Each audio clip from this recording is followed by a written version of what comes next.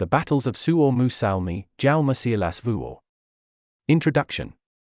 The Winter War was a Russo-Finnish war fought in the winter of 1939 and 1940. This documentary is a first-hand account of the battles in Suomussalmi, northern Finland, written by the commander of the Finnish troops, General Siilasvuo. His book was published in 1940 and it provides a viewpoint both to tactical maneuvering of the troops and to fates of individual men. This book is dedicated to the brave men whose courage and perseverance enabled the victories of Suomussalmi, and above all, for those who with their blood paid the price for the victories. The extra reserve exercises. When relations between Finland and the Soviet Union escalated in the autumn of 1939, as is well known, some of the reservists were called to extra reserve exercises. The reservists from Suomussalmi, Hiirensalmi, Puolanka and Riistijärvi gathered on 10–14 October in the border parish Suomussalmi, which is important for the national defense. It was to be expected that the attacker would seek to cut off the land connections between southern and northern Finland and, above all, the important railway connection with Sweden right here, where Finland's territory is narrowest. The first-class roads to the west and the newly completed Kontiomäki-Hiirensalmi railway attracted the intruder to this attempt. Although there was only one country road, which went all the way to the border and continued on the Russian side of it, namely the Raate Road, the impending winter gave the enemy the opportunity to open new roads and thus to freely choose the direction of its offensive. Of the reservists gathered in Suomussalmi, a detached battalion was formed, the Detached Battalion 15, A.P. 15, along with the necessary support units. Lieutenant Colonel Leo Kiander, the commander of the Kajaani District Border Guard, had been appointed as the commander of the training center in Suomussalmi. Officers and non-commissioned officers of the Kajaani Border Guard and the circuit chiefs of the Civil Guard served as cadres and training personnel for the troops. Reservists from Puolanka formed the 1st Company, led by Lieutenant Leskinen, and the men from Riistijärvi manned the 2nd Company under Captain Herola. The Suomussalmi local boys served in the 3rd Company, whose commander Captain Konchula had served earlier as the commander of the Suomussalmi Civil Guard, also known as the White Guard, circuit. This brave warrior, respected and admired by his men, was mortally wounded in the Battle of Raate. Also those called in from Hiirensalmi, who served in the battalion's machine gun company, were under the command of their circuit commander, Reserve Lieutenant Kannanen. The battalion included also grenade launcher and a pioneer platoon, composed of reservists from the city of Kajaani and Vuolijoki. Due to the worrying situation, the local border guard company was strengthened as early as October, but only to the extent that the existing agreement on border security between Finland and Russia allowed. The parish boundary to the east was divided into 2 sections. In the southern, Raate section, Lieutenant Leto, a prominent warrior, who later died in an air raid, served as commander. The northern section, Juntusranta, was commanded by Reserve Ensign Elo, who also during the war gave his life for the fatherland. Most of the battalion was relocated to Suomussalmi Church Village. A period of feverishly conducted exercises began. It was important to refresh the military knowledge. With zeal and seriousness, the men approached the tasks. They prepared to protect their poor but beloved homeland. No stimulating speech was needed, no artificial propaganda. The task was simple and obvious, the same task that our people had faced for centuries. Between the exercises, fortification work was also carried out, especially on the road to Raate. Furthermore, the air surveillance was organized and the telephone exchanges were occupied. Numerous volunteers, civil guards and members of Lottasvad took part in these tasks. In the beginning, the Lottas completely provided for the reservists' meals and opened pleasant canteens at the camp sites. Later, cooking was left to men as an exercise. However, the members of Lottasvad helped still by making coffee, some of them until the end of the war, and they followed the troops during all the phases of the battle. Brave, faithful Finnish women. The people of the town did their best for the comfort of the troops. Camps were crowded, but the atmosphere was excellent. Finland's cause was common to all. During the course of the reserve exercises, the training battalion in Suomussalmi, like the other troops around Finland, was gradually welded together into a fighting unit, which was able to withstand the severe stresses of the war. The Russian invasion, November 30 to December 7. Map 1. When the political situation on November 29 became critical, people in Suomussalmi and everywhere at the borders were fully aware of the seriousness of the situation. The outposts at the border were ordered to be ready for action. The battalion was still in Suomussalmi church village, 30 kilometers from the border. With feverish urgency, they proceeded to the final preparations. The support columns were prepared, cartridges, first aid units and iron portions were distributed. The commanders mustered their troops. In the evening, people calmly rested with the knowledge that all forces might soon be needed. The Russians crossed the border. On the morning of November 30, at 8:05 a.m., Lieutenant Colonel Kiander received a telephone message from the staff of the Northern Finland Group, to which the troops in Suomussalmi were subordinated, that hostilities had begun in Vaitolahti, Kivivaara and Kasnaselkä. The giant empire in the east had attacked its peace-loving neighbor. In a moment, Lieutenant Reserve Leto reported from his command post in Likoharju, shooting was heard from the direction of Raate. The war had also begun in Suomussalmi. The Russians apparently moved in, as had been calculated, along the Raate Road.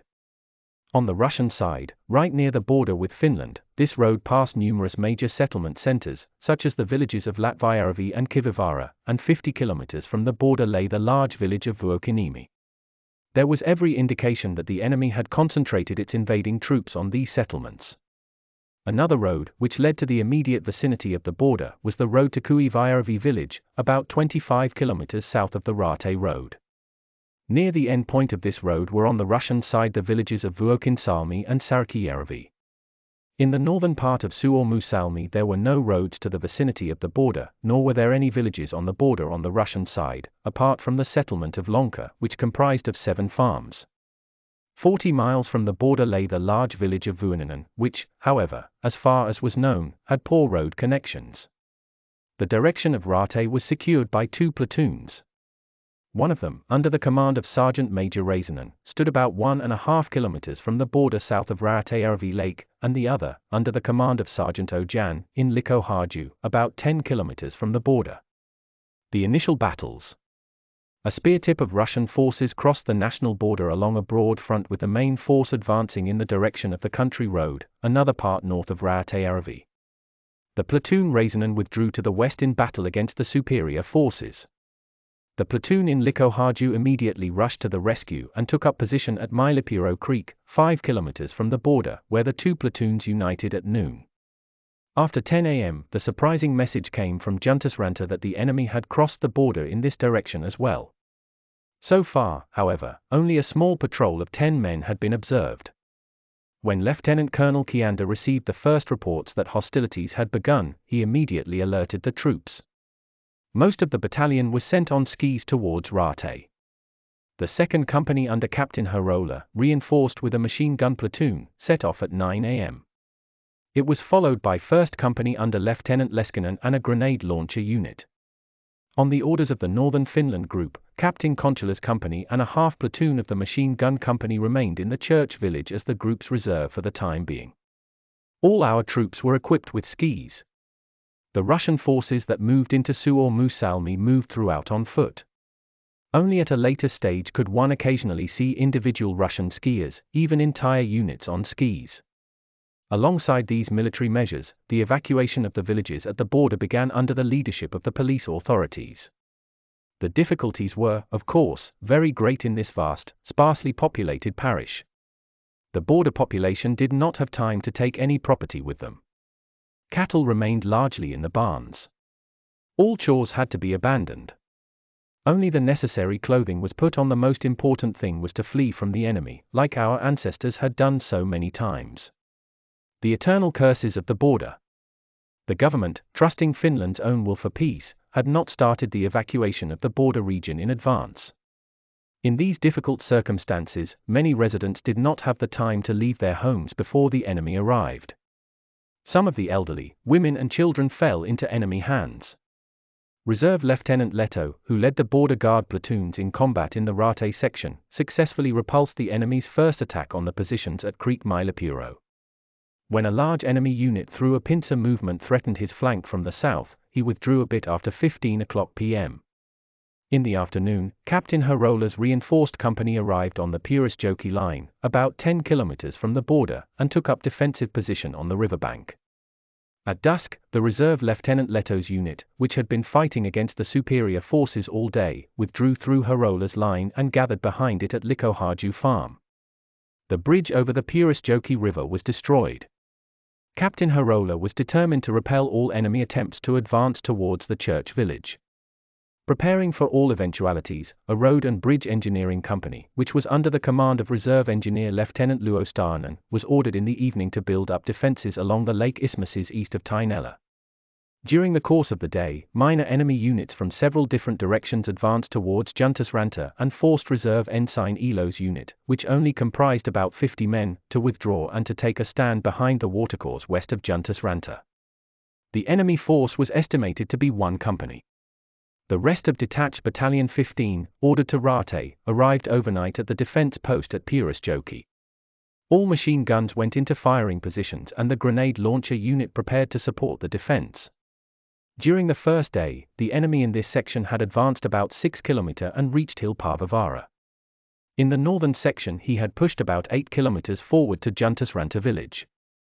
The beginning was not so scary. Our losses were only some wounded. The December morning passed in the spirit of reconnaissance. Scouts and patrols kept the enemy under observation. It was important to find out in which direction his main forces advanced. In addition, the field fortifications were further expanded. At noon, an enemy cavalry patrol appeared in front of the Purisjoki line. Part of it was killed with gunfire, the rest fled. At 13 o'clock, the enemy's grenade launcher and machine gun opened fire, and shortly afterwards the infantry attacked. However, the attack was repelled by the fire from our troops. Not a single enemy managed to get past the forest clearing made on the east side of Purisjoki. The firefight lasted about 2 hours, after which it eventually stopped. The Detached Battalion 15 had received its baptism of fire. It suffered no losses during its first battle. Filled with confidence, the men waited for the enemy's next attempt. From the Juntusranta section came disturbing intelligence in the afternoon. The enemy had advanced all the way to Salavara, about 8 kilometers from Juntusranta. Our security unit had retreated to Linnansalmi Sound, where the west shore offered good defense opportunities. It had only left 1 patrol in Ketra east of the strait to maintain contact with the enemy. Due to the threatening situation, the former head of the Suomussalmi district, Lieutenant Aaron, was ordered to Linnansalmi to take the defense of the northern section under his command. The enemy's active behavior in this episode was something that had not been anticipated. However, it was hoped that his advance would be halted at Linnansalmi, where a wide water obstacle lay in his way. On the morning of December 2, the Northern Finland Group ordered the commander of the Detached Battalion 15 to hold his current positions. The group would still keep Captain Conchala's unit as a reserve. The reconnaissance activities were to be intensified. This morning, enemy airplanes flew for the first time over the wilderness parish of Suomussalmi, searching for our troops. A forthcoming attack against the Purisjoki line was apparent. At 13 o'clock the fire started against our defensive positions. About 2 infantry companies attacked on both sides of the country road. This time, too, the enemy did not succeed in crossing the clearing. For all eventualities, the 1st Company under Lieutenant Leskinen was behind the front line ready to throw the enemy back, if he would succeed in penetrating into our positions at any point.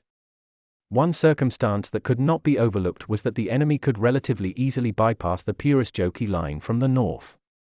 From Puras village, located near the border about 8 kilometers north of the country road to Raate, a good road led in the rear of our defenses.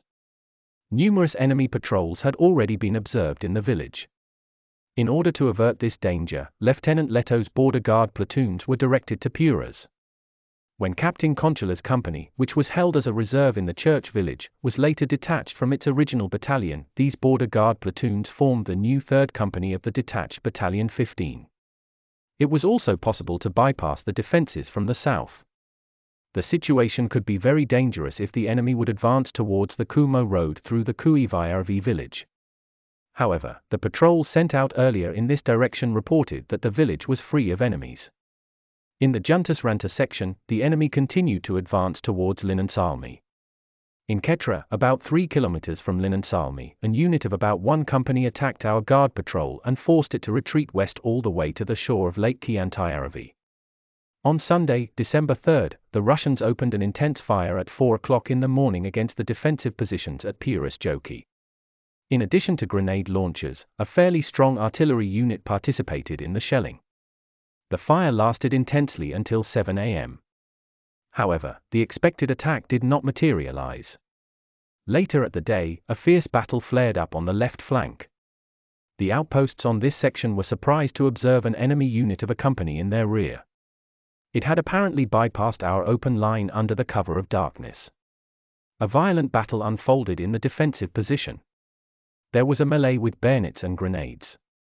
Particularly notable was the skirmish in defenses commanded by Reserve Ensign Koskinen. For about 2 hours, the fight went on man against man, until the round ended with a victory for ours. Individual enemies were encountered even later in the day.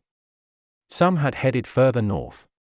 Skirmishes with these remnants continued late in the evening. About 100 enemies had fallen on the battlefield. 1 officer and 9 men were captured. Our own losses were insignificant. The victorious melee gave the troops strength and confidence in the future. In the Juntas-Ranta section, the situation became increasingly threatening during the day. Already in the morning, the Russians had occupied the eastern bank of Linnansalmi.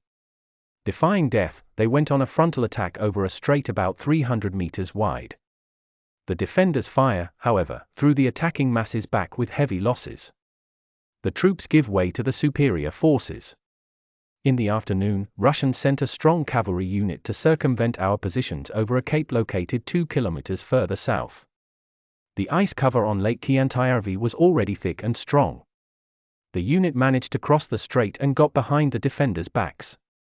With a heavy mind, our forces had to retreat further west, towards the Suomussalmi-Kuusamo country road. During the retreat, the enthusiastic warrior and patriot, Reserve Ensign Elo, fell. The border guard Tarkanen, who until the very end covered their retreat with his submachine gun, was left behind badly wounded at the Linnansalmi battlefield. Shortly after the day's fighting had ended, a surprising report came that the Russians were once again attacking the positions at Piirasjoki. On the north side of the country road, an enemy force of about 1 battalion attacked. Despite the intense fire of the defenders, the enemy managed to penetrate into our positions. After consulting with the commander of the Northern Finland group, Lieutenant Colonel Kianda, the battalion commander, decided to give up his position at River Piirasjoki and to withdraw the troops over the night to Lake Isthmuses of Tainela, which had been field fortified to some degree. This withdrawal was carried out during the night. For Suomussalmi, the December 3rd was truly a Black Sunday. When the situation escalated in this way, the commander of the Northern Finland group decided to strengthen the troops in Suomussalmi. The 4th Battalion of the Field Supplement Brigade, 4 KTPR, arrived from Kajani City, most of them already on Sunday evening. The battalion commander was Reserve Captain Vahanen. Of these reinforcements, 2 companies and 2 machine gun platoons were subordinated to the commander of the detached Battalion 15.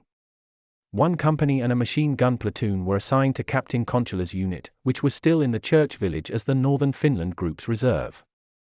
After the reinforcements arrived, the commander of the detached Battalion 15 intended to advance again towards Piirasjoki to defeat the enemy, which had invaded our positions there. For this purpose the following day a platoon was sent under the command of Reserve Ensign Helenius in the direction of the country road to the east to make contact with the enemy. The platoon reached as far as Likohaju, where it took up position on both sides of the country road. The brisk commander of the platoon later suffered heroic death in the front of his men in the Battle of Hulkaniemi on December 27.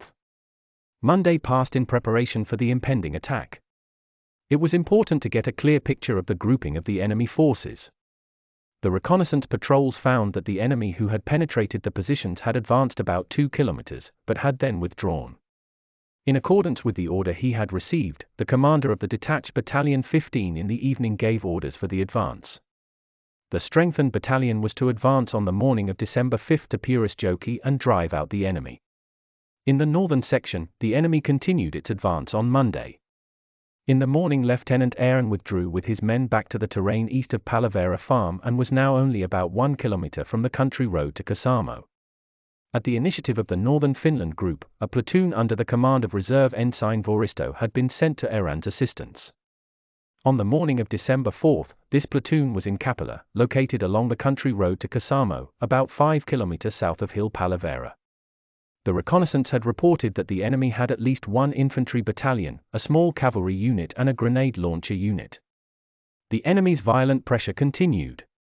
Our troops had retreated first to Kasamo Road and then further south in the direction of Suomussalmi.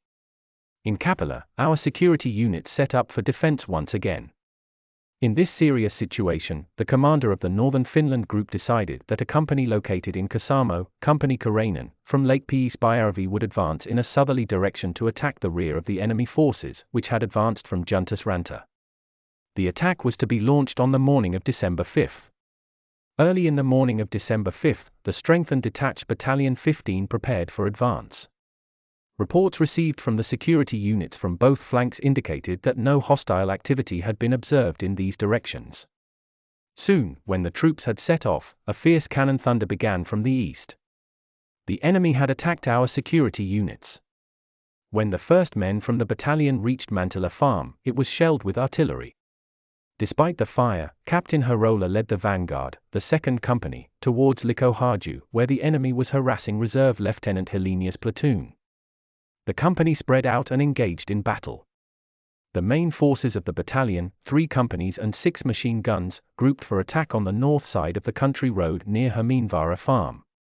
The intention was to strike into the enemy flank from there. The advance over the broken terrain was difficult.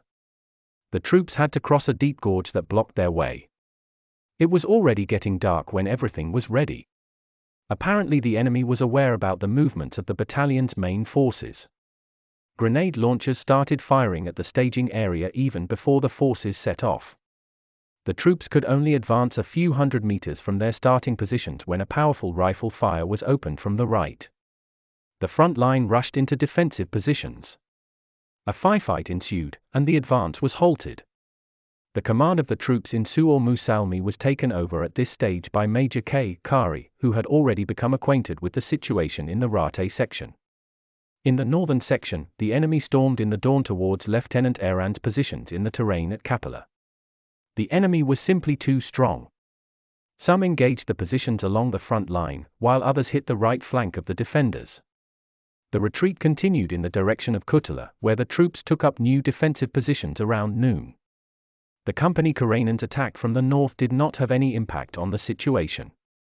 Some of the enemy forces had from Palavera turned north towards Lake Piispajarvi.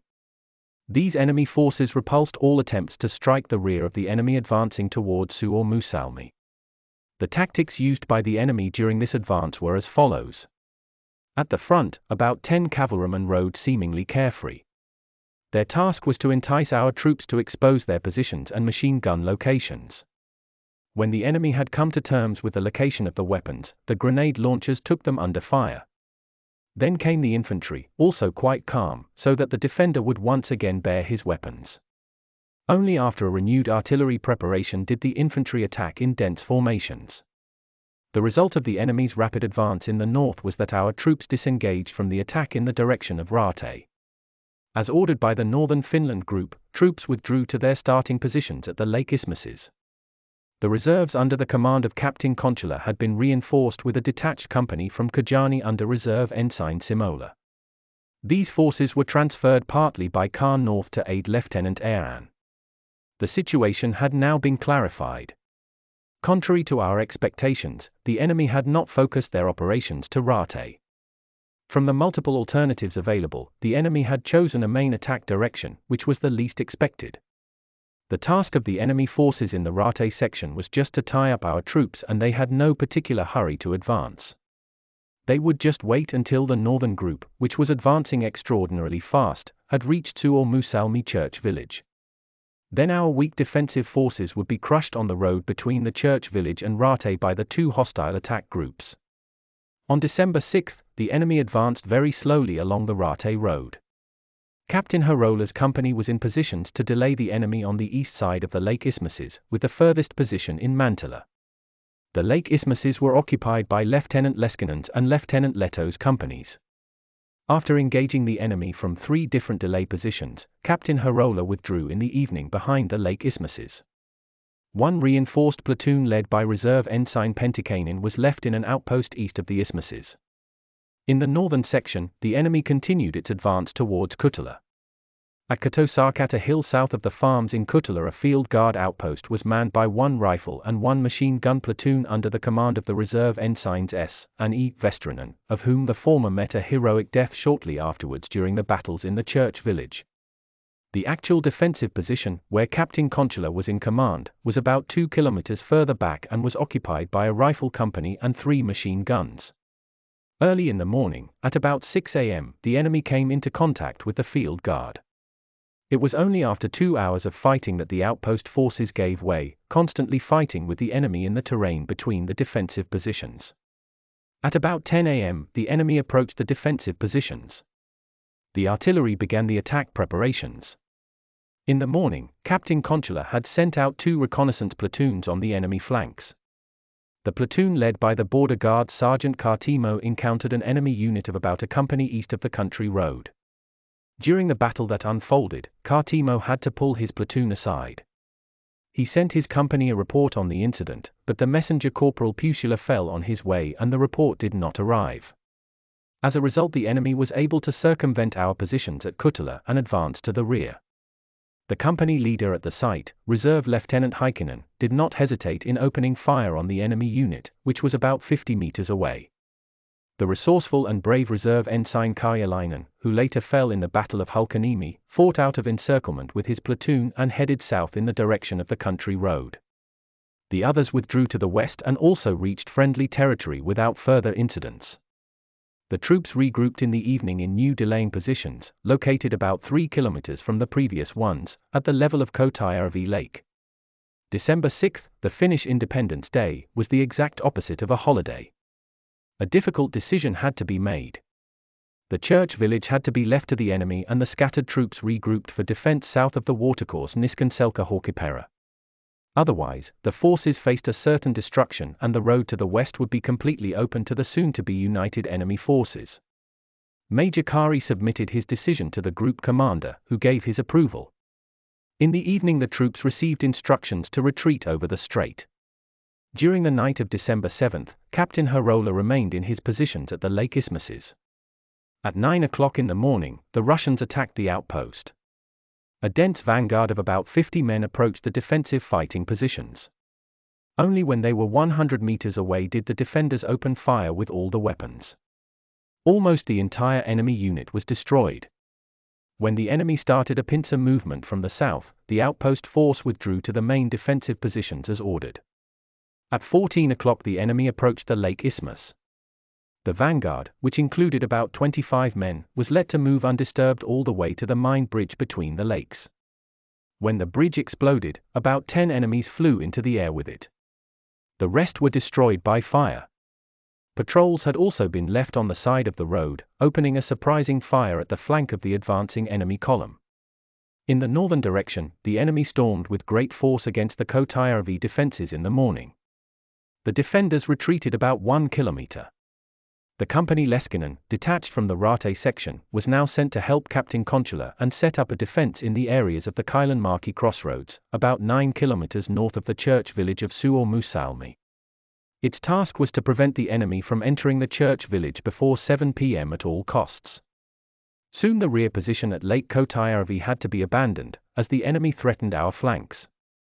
Lieutenant Leskinen's and Reserve Ensign Simola's companies then took over the task to delay the enemy advance, and his first attack on Kailanmäki crossroads was repulsed without difficulty. Soon the first tanks appeared, driving at high speed on the country road. Even the enemy artillery had reached their firing positions. With heavy hearts, our troops had to retreat again. The retreat took place in the direction of the country road under very difficult conditions. The troops were incessantly harassed by the tanks and they had neither weapons nor mines that could deter these monsters. Many brave warriors, among them Reserve Ensign Haler, met death during this gloomy retreat. Harola's unit also withdrew gradually during the evening. Around 23 o'clock, the troops had taken up defensive positions on the other side of the Niskanselkä-Horkipera watercourse. Preparations for the evacuation of the church village had been carried out in advance. However, the actual evacuation took place on this last day. Lack of transports and of time caused major difficulties. In addition, the ice was still too thin for heavier loads.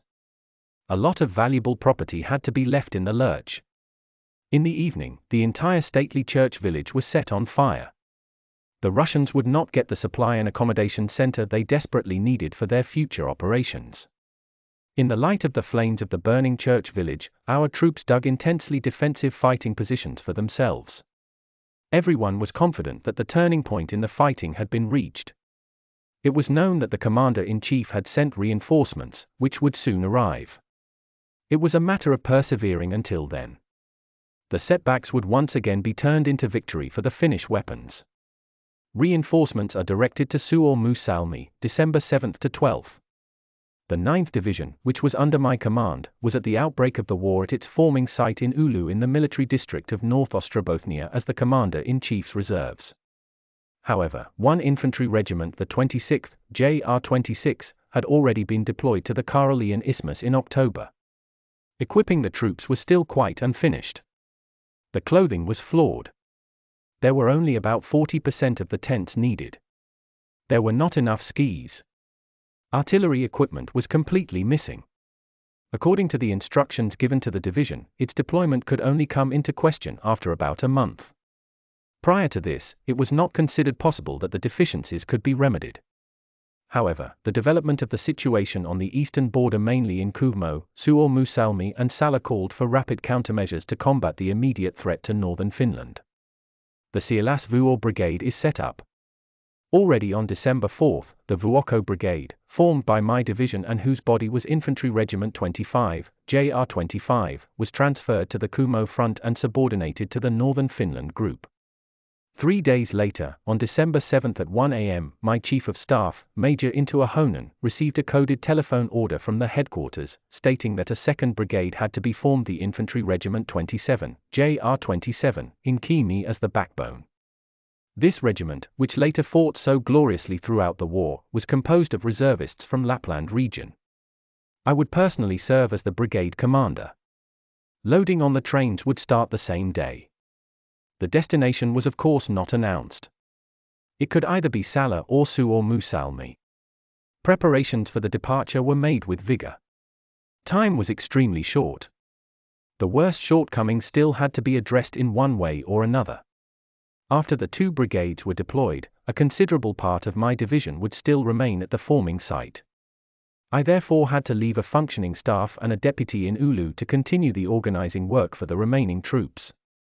I appointed Division's Chief of Staff, Major Ahonen, as my deputy, and Captain Alpo Martinen, 1908–1975, Colonel, as the Chief of Staff of the newly formed brigade, who skillfully and energetically served as my Chief of Staff throughout the war. The most important members of my original staff were the curator, Captain J. Kalervo, who was later killed in Kuhmo, Pioneer Commander, Captain F. Rinta, Communications Commander, Captain E. Pennanen, Chief of the Intelligence Office, Captain S. Makinen, an Arms and Transport Officer, Lieutenant E. Kalaja.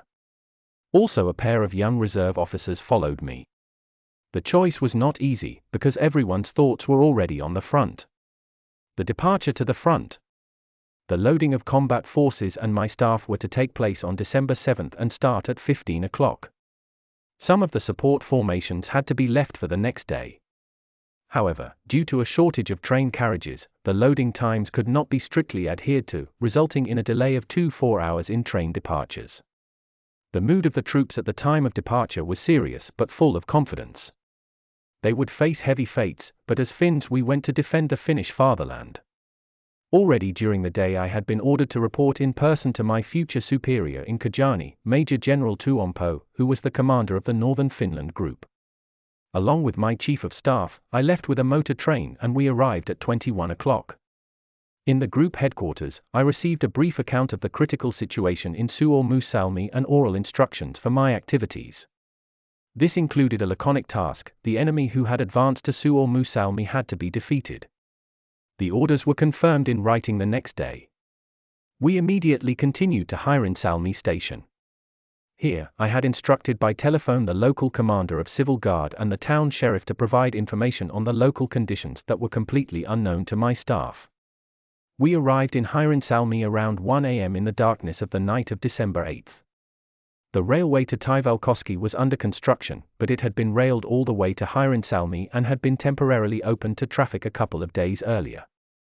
There were no freight platforms or other unloading devices at the station. We immediately put the station master to work and fairly satisfactory equipment were completed during the night. With the help of the local commander and the sheriff, we drew up a deployment and marching plan for the troops and the support formations. The first train loaded with my staff and the brigade's light company was expected to arrive as early as 2 a.m. However, the train did not arrive and the reason for the delay was unknown. The next trains were to arrive at intervals of about 2 hours. The wait was painful. Due to the critical situation, I had hoped to be able to transport some of the troops to Suomussalmi by car during the dark hours, where reinforcements were impatiently awaited. We stayed at the station office waiting for trains or at least information. The station was run by a single young official. His lot was not enviable. He had to take care of the telegraph, the telephone, the ticket office and the train dispatch all alone. In the yard stood evacuation trains, filled with people and cattle. The waiting room was flooded with refugees. We waited for the troop transports. The remaining hours before the morning we slept in the bachelor room of the station clerk next to the office. The clerk himself snoozed between deliveries at the station office desk. In the morning, a telegram arrived announcing that the first transport train had collided with a freight train near the Jalanka stop. The entire Oulu-Kontiomaki section was blocked as a result. The delay caused by the collision was estimated to last about 12 hours. In reality, transports were delayed by 24 hours. The beginning was not promising. When the morning dawned, we took a quick tour of Hiirinsalmi church village to check the information we received at night. The village was teeming with refugees from Suomussalmi, the elderly, women and children, who in the severe cold had sought their way to the railway to save themselves from the enemy with the few belongings they could take with them. On an open truck came a young mother with her newborn baby. We showed the poor souls the way to the nearby military hospital for help. The refugees sat and warmed themselves in the prayer house, in the rectory, in the merchants' cottages and waited for the ride to the west. The evacuated cattle filled roads and alleys, the cows stood trembling with cold in the courtyards. The mood was calm, yet oppressive. The residents of Hiirinsalmi also prepared to leave. Evacuation orders had just been issued.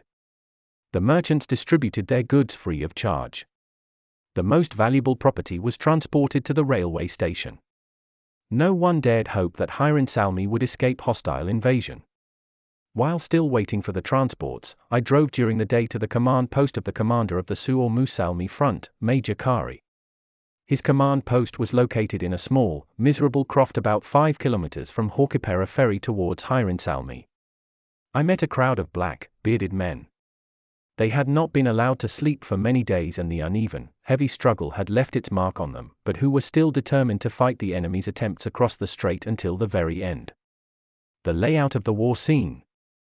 From Major Kari's account I was able to form a vivid picture of the seriousness of the situation.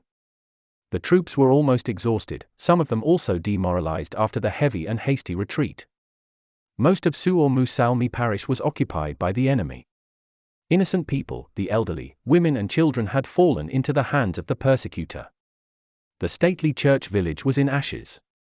The overwhelming enemy with his fearsome tanks was still on their heels. The ice on Niskanselkä and Haukipera was already quite strong. In the morning, an enemy force of about a company had attacked near Haukipera ferry. The first wave of attacks penetrated all the way to our positions. Only with extreme effort was the attack repelled. Through a violent counterattack, Lieutenant Leskinen's company threw back the enemy. What would happen when the tanks ventured out on the ice? Major Kari did not have a single anti-tank weapon. Nor did I, not even a cannon. There were also other serious concerns.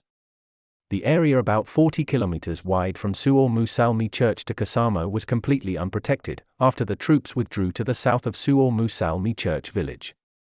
The road from Suomussalmi to Ilinaljanka and further through Taivalkoski or Puolanka to Oulu was open to the enemy. Enemy cavalry units had already been observed in Ilinaljanka, where there had been skirmishes between them and the almost unarmed civil guards.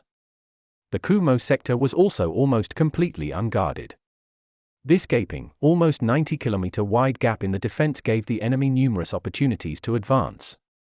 The most attractive and dangerous of which was the road leading directly to Hiirensalmi through Moisiavaara. According to the orders given by the Northern Finland Group, at 20:00 I would take over command of the Suomussalmi section from Major Kari. Since the troops of my brigade had not yet arrived, I had no opportunity to strengthen our weak position. I only gave Major Kari orders to inform his weary troops that help was near and that they had to hold their ground at all costs. I became convinced that the commander and the troops would do their best, and I was not mistaken. Measures to protect the flanks and strengthen the front.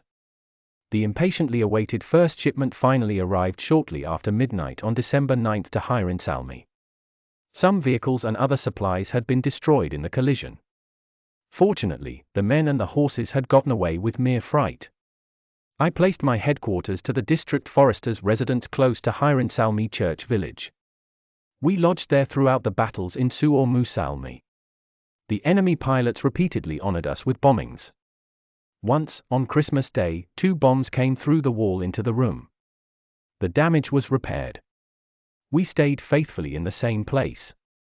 During the decisive battles, I had my command post on the front, initially at the Haukipera ferry close to the front line, later about 5 kilometers from the ferry. Particularly dangerous to me was the enemy's already stated intention to advance from Suomussalmi, past our left flank, to the northwest, in the direction of Oulu. For this reason, shortly after unloading I sent Lieutenant Hanila's light company to the larger stop, located about 20 kilometers north of Hiirensalmi by the road from Suomussalmi to Puolanka. The company was tasked with protecting the left flank of my troops and effectively harassing enemy forces operating in a northerly direction. This energetic company consisted primarily of the reservists of Ternava and Temis. As soon as the next transport train had arrived, I sent by truck a detached unit under the command of Reserve Ensign Vakala further north, to the Ilinaljanka Suomussalmi road. The unit consisted of 1 rifle and 1 pioneer platoon as well as 2 machine guns. The task was demanding. Despite its small size, the unit had to prevent the enemy from advancing towards Taivalkoski and Puolanka. Above all, I ordered the construction of numerous roadblocks between Ilinaljanka and Varkio. However, it was uncertain whether the unit would reach Ilinaljanka in time. Already on the previous day enemy cavalry units had been observed on the outskirts. However, Ensign Vakala and his men performed their duties brilliantly, expelled the enemy and permanently blocked the enemy's way at Varkio. This excellent reserve officer later died a hero in the battles of Kumo. To Moisiavaara, I sent 2 squads under the command of Reserve Under Sergeant Heikkilä to keep an eye on the vast, unprotected area outside the right flank. The inhabitants had left the village, the only ones left were a few members of Civil Guard and of Lottasvard, who took care of the air surveillance and faithfully sent telephone reports of the enemy's flights. Under Sergeant Heikkilä's unit bravely and conscientiously patrolled all the way to the Suomussalmi Kumo road, fulfilling its mission with all honor. In order to strengthen the front itself, I sent immediately in the morning of December 9 1 machine gun company, 1 KKK JR-27, and 1 grenade launcher platoon from Infantry Regiment 27 with trucks to the terrain at Haukipera ferry location, where the enemy had shortly before made a new breakthrough attempt. The attack was again close to success. In the afternoon, a 2nd machine gun company, 2 KKK JR-27, was sent by Carter to Lonan to reinforce the left flank. Later in the evening, the remainder of Infantry Regiment 27's 1st Battalion was sent to the terrain of Lake Hietaiarvi, 4 kilometers southwest of the Haukipera ferry, where the battalion would be ready for a counterattack in the event that the enemy managed to break into our positions. There were hardly any field fortifications in the true sense of the word. There were no pre-dug trenches. After retreating south of the watercourse, the weary men had tried to dig themselves down there. However, the ground was so frozen and rocky that the only thing that could be accomplished were shallow foxholes. In these lay my few men, in many places accompanied by frozen corpses of enemy comrades, whose path of victory had only ended in our positions. After 2 mornings, there were more fallen enemies than defenders on our shore. There were mounds of corpses out on the ice. The Black Ravens were already there. Based on the information I received and my own observations, I assessed the situation as follows. 2 attack columns had penetrated the border in Suomussalmi, a stronger in the north from Lonka, a weaker 50 kilometers further south, at Raate. As early as December 7, the columns had managed to unite in Suomussalmi church village. Reinforcements arrived constantly, especially through Lonka. The united enemy forces immediately sought to continue their advance in the directions of Hiirinsalmi and Taivalkoski, where first-class roads led. There was no reliable information about the strength of the enemy. Men from 2 different regiments, artillery, tanks and cavalry units, had been observed. In any case, my own troops were weaker and, at least for the time being, completely devoid of artillery. It was only later that it became clear that Suomussalmi had been attacked by the Russian 163rd Division, reinforced by cavalry and armored forces.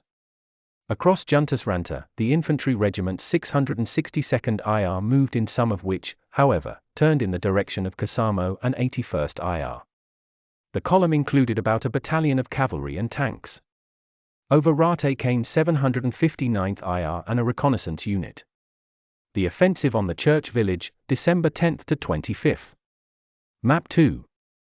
Under the prevailing conditions of power, I had no other option but to separate the united enemy columns, to strike a wedge between them, and then to operate on the interior lines, first against one, then against the other enemy group. The attack plan and grouping. Judging by one of the maps, there was a 1.5 kilometers wide isthmus between the lakes Kuivasjärvi and Kuomasjärvi, about 10 kilometers from the church village towards Raate. A stream ran through the neck of land. It seemed possible to build a barrier to the east at this point. Reconnaissance indicated that the enemy had not occupied the northern shore of Kuivasjärvi. Consequently, penetrating to the isthmus should not be particularly difficult.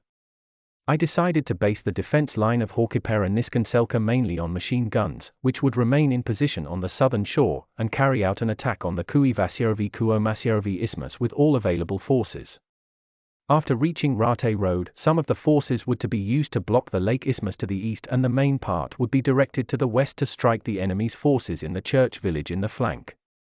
The target was to defeat the enemy or to expel it from the church village. The execution could not be postponed. The enemy could get over Haukipera at any time. In accordance with this decision, I left a total of 3 machine gun companies, 4 grenade launcher platoons and Major Kari's pioneer platoon in the defensive positions on the south shore of Haukipera-Niskanselkä. From the brigade support formations, a reserve of about 50 men was formed under the command of my curator, Captain Kalervo. I appointed Captain Mäkinen from my staff as the commander of the defense. I myself moved with my chief of staff to the front line to Haukipera ferry. My attack group was assembled at night of December 10, some only the next day. The staging area was the terrain of Hill Isovaara, about 7 km west of Lake Kuivasjärvi. The troops who arrived by rail were transferred by car to Suomvaara, from where a driveway for horses had been opened to Isovaara. As it was possible that the enemy would renew his attempt to overtake Haukipera on the 10th as well, the troops under the command of Major Kari and the 1st Battalion of Infantry Regiment 27, which was in reserve near Hietajärvi, were not transferred to the staging area before the evening of December 10, due to difficulties in disengaging the troops and the comparatively long road. The detached Battalion 15 was delayed. I allowed it to remain at my disposal in the terrain of Hietajärvi for the time being. In order to bind down the enemy in Hulkaniemi during the attack, I gave the light company orders to move closer to the front, to Talonen, in December 10. The commander of Infantry Regiment 27, Lieutenant Colonel, later Colonel, Mäkiniemi, 1888–1961, was appointed as the commander of the attack group. The attack group was ordered into following formation: Infantry Regiment 27 in the front, width about 600 meters, depth 500 meters. Immediately behind Infantry Regiment 27 was the Consular unit, which consisted of the separate companies Consular and Simola, 1 machine gun platoon and 1 pioneer platoon. The Consular unit would block the Lake Isthmus.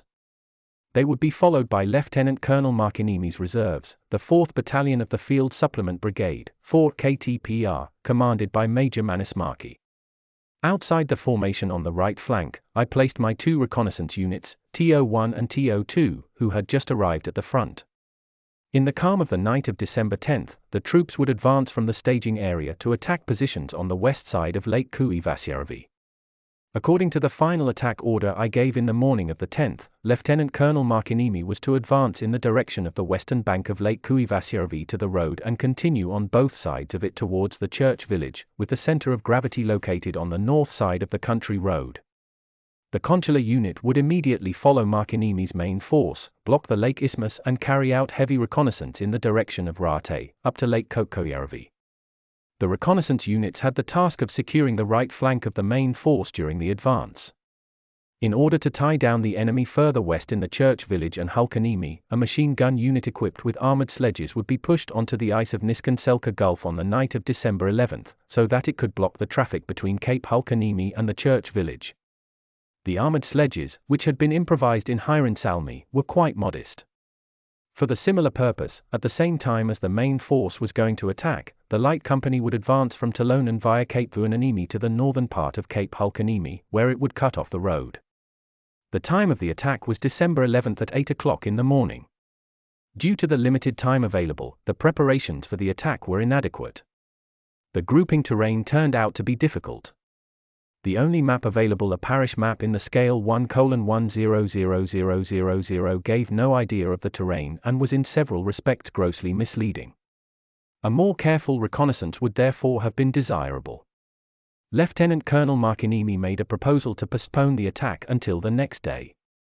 However, the situation in the Haukipera ferry area was, in my opinion, such that it could only be saved by a quick attack. Since December 8, the enemy had day after day sought to get over Haukipera. Tanks had already been observed on the north shore, and by all accounts the ice was already thick enough to carry at least the lighter tanks. A surprise attack on the flank of the enemy would prevent the most imminent hostile breakthrough. The advance towards the church village. Due to grouping difficulties, the attack could not begin until 10 o'clock a.m. To the right, the 2nd Battalion, 2 JR-27, under Captain Sivonen, and the 3rd Battalion of Infantry Regiment 27, 3 JR-27, under Captain Irimo advanced over Kuivasjärvi's ice towards the road. A security line had already been pushed in advance to the opposite shore. On the left, through Suomussalmi Strait, other troops advanced. As I had calculated, the troops reached the road on the west side of the Lake Isthmus without resistance. Upon reaching the road, Lieutenant Colonel Markiniemi's column turned left towards the church village. A hostile security unit was soon encountered on a hillside. Now in the front line, on the right side of the road advanced the 1st Battalion, JR-27, led by Captain Lassila, and on the left Captain Sivonen's Battalion, 2 JR-27. With a determined attack, the enemy was expelled. The advance continued along both sides of the road. The enemy units were pushed back towards the church village. After the Battalion Lassila had advanced about 3 kilometers, it encountered 6 enemy trucks full of soldiers on the road. Some of the enemies were killed, the rest were captured. The leader of the vanguard company, Reserve Lieutenant Katainen, got into a duel with a Russian captain, who had been in the first vehicle, and emerged victorious. Later, during the fierce battles of Kuhmo, he also fell on the battlefield, having led his company in many victorious battles. In this skirmish, the Infantry Regiment 27 suffered its first losses. The soldier Vaino Sori gave his young life for the fatherland. About 3 kilometers east of the rectory, the road rises up a high hill. As our front line began to ski up the hill at dusk, it was met by intense fire from numerous heavy and light machine guns. Under the influence of our fire, the enemy withdrew up the hillside. As our troops continued their advance, the enemy reopened fire from higher up the hill. After a while, the enemy counterattacked on both sides of the road. In the dark, dense enemy units charged at our lines. There was a fierce melee with hand grenades, pistols, even bayonets. The enemy was thrown back with considerable losses. When the counterattack had been repulsed, midnight was long gone. The men were completely exhausted. I ordered Lieutenant Colonel Markiniemi to continue the attack at dawn.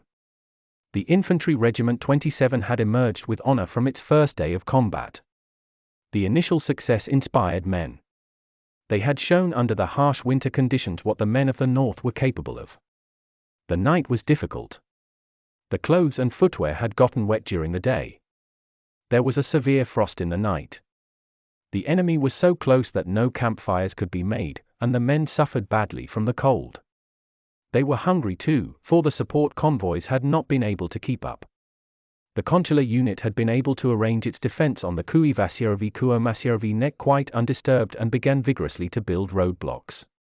The Kuomasjoki River, which flows across the isthmus, is really just a minor creek. However, the banks are quite steep. Although the river did not pose a serious obstacle, it significantly detained the enemy and made guarding of the defensive position easier, especially as it remained ice-free until the end of December. As ordered, the light company had advanced through Cape Vuonaniemi to Cape Hulkaniemi in the morning. Near the road it encountered a hostile camp, which it attacked. The enemy was vastly superior and eventually enemy received reinforcements. Lieutenant Hanila therefore considered it best to withdraw his company back to the Talonan terrain in the evening. In order to facilitate the advance, I gave the detached Battalion 15 orders to advance to Hulkaniemi in the morning. Its task was to cut off traffic between Hulkaniemi and the church village. The light company Hanila was also ordered to join this attack. In order to immediately support the attack of Lieutenant Colonel Markiniemi, Captain Kalervo's unit would advance over Haukipara's ice east of the ferry and destroy the enemy nests observed on the shore by advancing west. Grenade launchers subordinated to Captain Mackinnon were ordered to fire at the enemy in front of the Markiniemi's attack group. All the troops at my disposal had thus been put into action. The advance began after grenade launcher preparation at 8:30 am while it was still dark. In the front line were the battalions of Captain Sivonen and Captain Irimo. The enemy still held its position on the hill. A real fighting frenzy had seized the troops despite the difficult night. The enemy base was taken with a direct attack. The base was deep, machine guns were placed in 3 consecutive lines. We fought again with pistols and bayonets. Nothing could hold back the men of the north. Most of the enemy soldiers remained fallen in their defenses. We got several heavy machine guns and plenty of light machine guns. The advance continued. Now suddenly 2 tanks appeared from the direction of the church village, stopping near our troops. The forest was sparse. It was a matter of quickly throwing oneself into the snow and seeking cover behind tufts and stumps, while the hail of bullets swept over the troops. Captain Sivonen's adjutant, Reserve Ensign Huovinen, tied up 5 hand grenades and began to crawl towards the tanks. Reserve Ensign Verki accompanied him with a large Mauser as his weapon. When Ensign Verki had crawled within 30 meters of the tanks, he jumped up and emptied his pistol, trying to hit the sighting slit. Then he threw himself down to the ground again. At the same time, the tank let the machine gun play. It was thought that the brave ensign was already gone. But after a while, he got up again and emptied a new magazine against the tank. Again the tank fired as Verki threw himself to the ground. He even emptied the 3rd magazine, and then the tanks withdrew. Reserve Lieutenant Huovinen had crawled behind the tanks during this duel. Unfortunately, he did not have time to throw out his satchel charge before the tank set off. Running, he tried to catch them, but they increased the speed. The 2 officers showed personal courage, which could serve as an example. Eventually, the troops reached the level of the rectory. The dominant hill of the rectory was heavily manned. The first attack was repulsed by enemy's fierce fire. During the battle, Reserve Lieutenant Wallin and several men fell. On this day, Reserve Ensign Rems also met the heroic death. He had been wounded in the arm and was on his way to the dressing. While walking alone in the dusk, he came into contact with an enemy unit. The next day, his body was found in the midst of 6 fallen enemies. He had sold his life for an expensive price. The firefight continued as the evening darkened.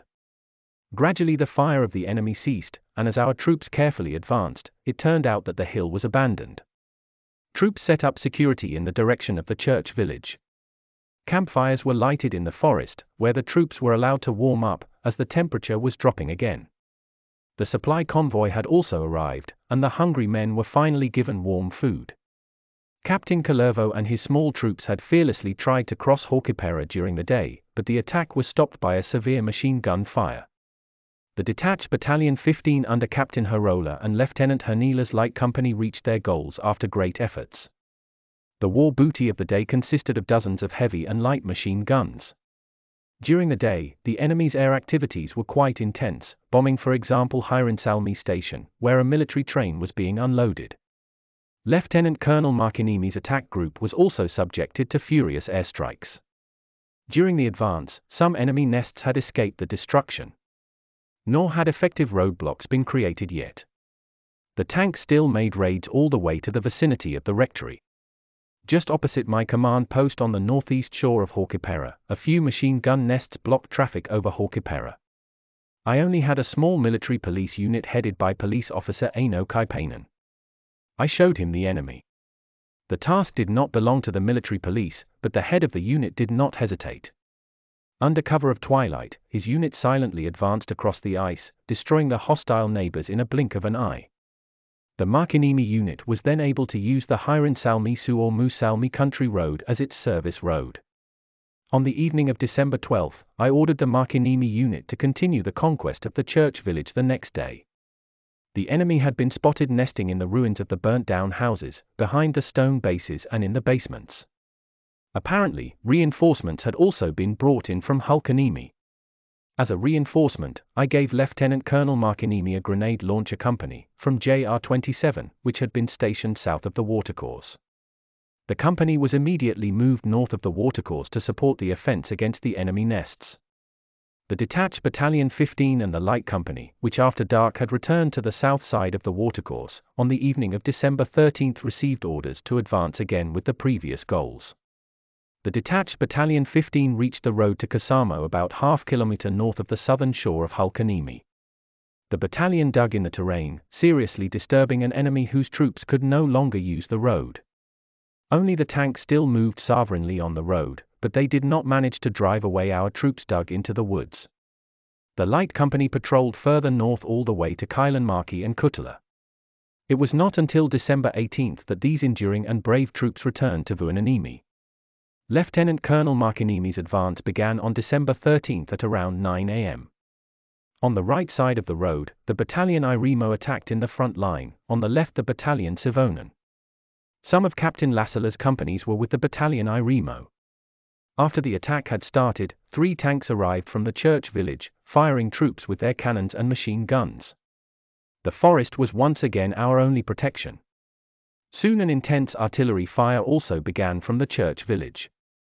Despite the fire, the troops continued their advance. They had advanced about half a kilometer when 2 new tanks appeared from the direction of the church village, followed by infantry. A fierce battle ensued, destroying the infantry that followed the tanks. Also bombers and fighters were on the back of our troops. Around noon, the troops had advanced by 1.5 kilometers. The artillery fire was still intense. More infantry arrived from the church village, advancing with the support of tanks. The terrain for the advance got worse.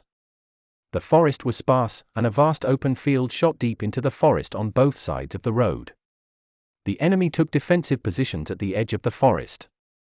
Captain Sivonen took 2 companies under his command, bypassed the open field and drove out the enemy infantry unit. Ignoring the tanks that still dominated the road, he continued toward the church village. I sent Captain Ponkala's machine gun company to aid him, which skied to the destination along the northern shore of Haukipera. Already in the morning, Unit Sivonen had been reinforced with the company Kaijalainen, which belonged to the 4th Battalion of the Field Supplement Brigade. After a hard effort, Sivonen reached the outskirts of the church village and took over a few houses. It was already 10 p.m.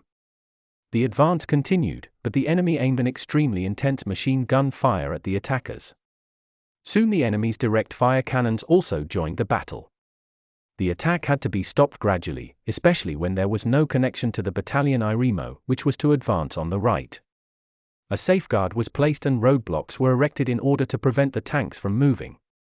As the battalion advanced, Irimo had reached a swamp, which spread eastwards from the road. The opposite edge was occupied by the enemy, and the tanks fired heavily from the road. The battalion could not advance during the day. To help the battalion, Captain Lassala had bypassed the swamp from the right side. In the forest, his battalion had encountered several enemy patrols that were either destroyed or dispersed. However, the battalion did not succeed in dispelling the enemy in front of Captain Irimo. The enemy knew it could withstand and wait for reinforcements from Raate direction, and this apparently increased their fighting spirit.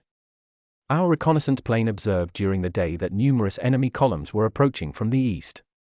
The rapid success in the church village was therefore highly desirable. The fight for the burnt-down church village. The next day, December 14, the attack resumed as soon as morning dawned. Battalion Savonen initially managed to advance in the church village area. The terrain was open. The attackers were targeted with murderous fire from all weapons. In the fierce battle, the brave commander of the 4th Company, Lieutenant Parvalainen, fell. He was just in the line advising his men when a machine gun shower hit him. Lieutenant Parvalainen was an old proven warrior who had already excelled in the War of Independence and on the expeditions of Vienna and Ornus. Reserve Lieutenant Palo, who bravely led the 6th Company, was severely wounded.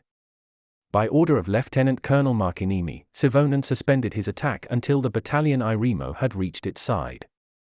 This happened already in the afternoon.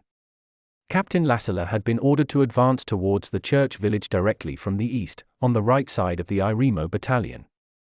The battalion made a detour through the forests and reached the eastern edge of the church village. The attack began at 13 o'clock. In this direction, too, the enemy had bitten into basements and house ruins. After hard efforts, the first houses were taken over. It was already dark by then. The losses of the battalion were considerable. Among others, the platoon leader, Reserve Ensign Mortti Sankala, fell when he led an assault against the enemy positions. At 18:30, a joint attack by Savonen and Irimo on both sides of the road began. Despite the strong enemy fire, the troops were already getting close to the crossroads in the middle of the church village. It already seemed that the fate of the church village had been sealed when suddenly all the weapons of the enemy started a furious fire and forced our troops to retreat. The fiercest fire came from the basements of the burnt houses, in part from an area already in the possession of our troops. In this battle inside the village, the fearless company leader from Irimo's battalion, the Lieutenant Kaliamaki, fell, who, without seeking cover, went around instructing his boys. Many honest Kittilä soldiers followed their regional commander in death. Also the platoon leader of the 7th Company, Reserve Ensign Ruokalahti, fell on this occasion. The enemy advancing from Raate showed activity already on the 14th of December. A force of about 50 men sought to bypass Kuomasjärvi from the north. The attempt was repulsed. However, the front had to be stretched wider. Captain Mäkinen, who now led the defense at the Lake Isthmus, was given one machine gun platoon as a reinforcement. The battle for the church village continued the following morning. In brave competition, the company stormed the open space in the village and pushed over the ruins to the vicinity of the roads that led to the ferry. The enemy used the basements as their gun nests. It took courage and perseverance to conquer them. The Jagger Lieutenant Lane, who had already come of age, stood out in particular, who did not even throw himself to the ground in the worst of the hail of bullets, but made sure his men took cover. "I'm already in my 3rd war, and I'm not going to die in my bed," were his words when he was reprimanded. He died in spite of it in his bed after catching a thorough cold during the Battle of Raate. As an example of the spirit of leaders and troops, I will mention a couple more cases from this stage of the village battle. The commander of the 3rd Company, Reserve Lieutenant Laulajainen, destroyed an enemy nest by crawling on its roof and from there dropping down a bunch of hand grenades through the ventilation opening. Not even the wounded wanted to leave the line. Reserve Sergeant E. Peltari received 3 bullets in the body, went to the platoon first aid and was tied up, but came back again to continue the fight. Captain Lassila directed about half a company, led by Lieutenant Katainen, to take over Suomussalmi Church and the surrounding Cape Kirkkonniemi. After a short fight, the attempt was successful. Cape Kirkkonniemi provided our troops a good opportunity to disrupt the enemy's movements on Lake Kiantajärvi and to keep Cape Hulkaniemi under observation. 2 companies from the Kainuu area under the command of Reserve Ensign Karjalainen and Reserve Lieutenant Simola also took part in the battle. Good people and good leaders. In the evening, the troops settled in the basements they had conquered. During the day, the enemy's air activity was very lively. The fighters in particular were flying low, attacking us. Only now did we receive our first anti-aircraft machine gun. To our delight, we managed to shoot down the enemy pilot as soon as the machine gun was in position. It was not the last one. Between December 16th and 19th, the violent firefight continued in the church village. However, despite our repeated attempts to attack, the situation remained more or less unchanged. It began to seem that capturing the rest of the church village would cost us heavy losses if the attack would be executed without thorough artillery preparation. The few grenade launchers we had weren't enough, even though they did their best. The forward observers did not shy away from dangers. The bold reserve Lieutenant Passy fell while leading the shelling on December 18th. I had been informed that the troops of Lieutenant Colonel Suomussalmi were expected to advance from the Illanaljanka-Piispajarvi area towards the Suomussalmi-Kasama road in the near future. Thus the operation was directed against the connections of the enemy in front of Lieutenant Colonel Markiniemi and partly on its rear. On December 16th, the commander of the Northern Finland group announced that Suomussalmi's main forces had moved from Tervavaara to Palavera in the morning, and that Jaga Battalion 6, PPP 6, under Major Järvinen would begin its advance the next morning from Illanaljanka towards the isthmus between Vuonanlahti and Kovajärvi. Battalion Järvinen's advance in this direction, where it would tactically affect the situation in Suomussalmi, took place at my request, and I expected its immediate impact. December 16th brought us a long-awaited reinforcement. We got our first cannons, a whole battery, 4 pieces of Bofors Model 02.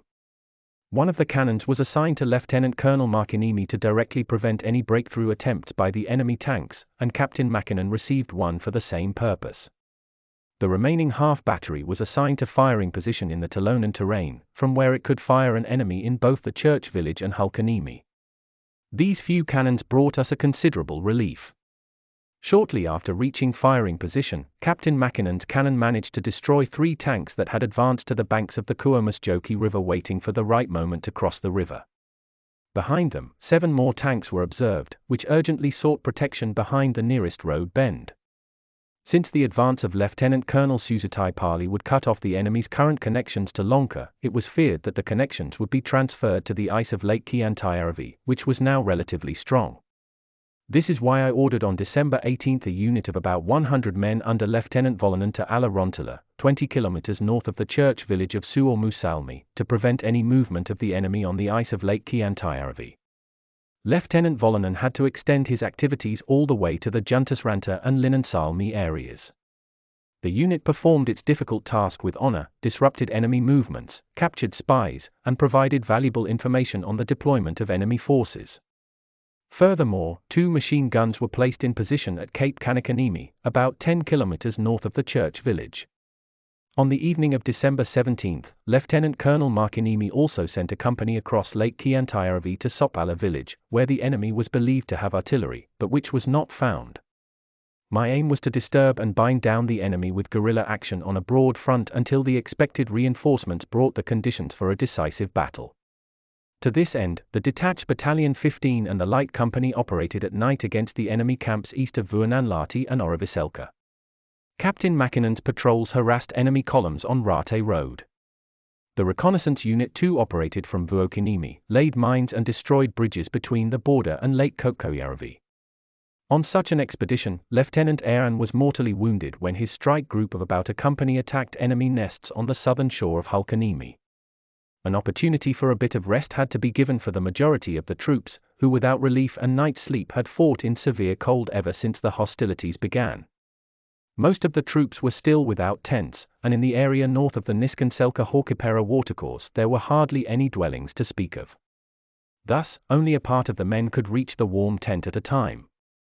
The first strikes against Hulkaniemi and Raate. There was reason to fear that the enemy would do its utmost before Stalin's 60th birthday on the 21st of December. On December 18th, one of our pilots observed that numerous columns were approaching from the Lonka direction.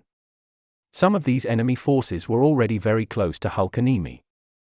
I had no definite information about Lieutenant Colonel Suomussalmi's advance towards Linnansalmi. The fact that new enemy troops were approaching from that direction, however, indicated that Suomussalmi had not yet cut off the country road. Under these circumstances, I considered it best to refrain for the time being from attempting to overtake the remaining enemy nests in the church village. I could not afford to sacrifice precious blood against these strong positions. Capturing them without effective artillery support had already proved to be an overwhelming task for my troops. Instead, I decided to counter the impending danger by attacking Hulkaniemi before the enemy himself would attack from this direction.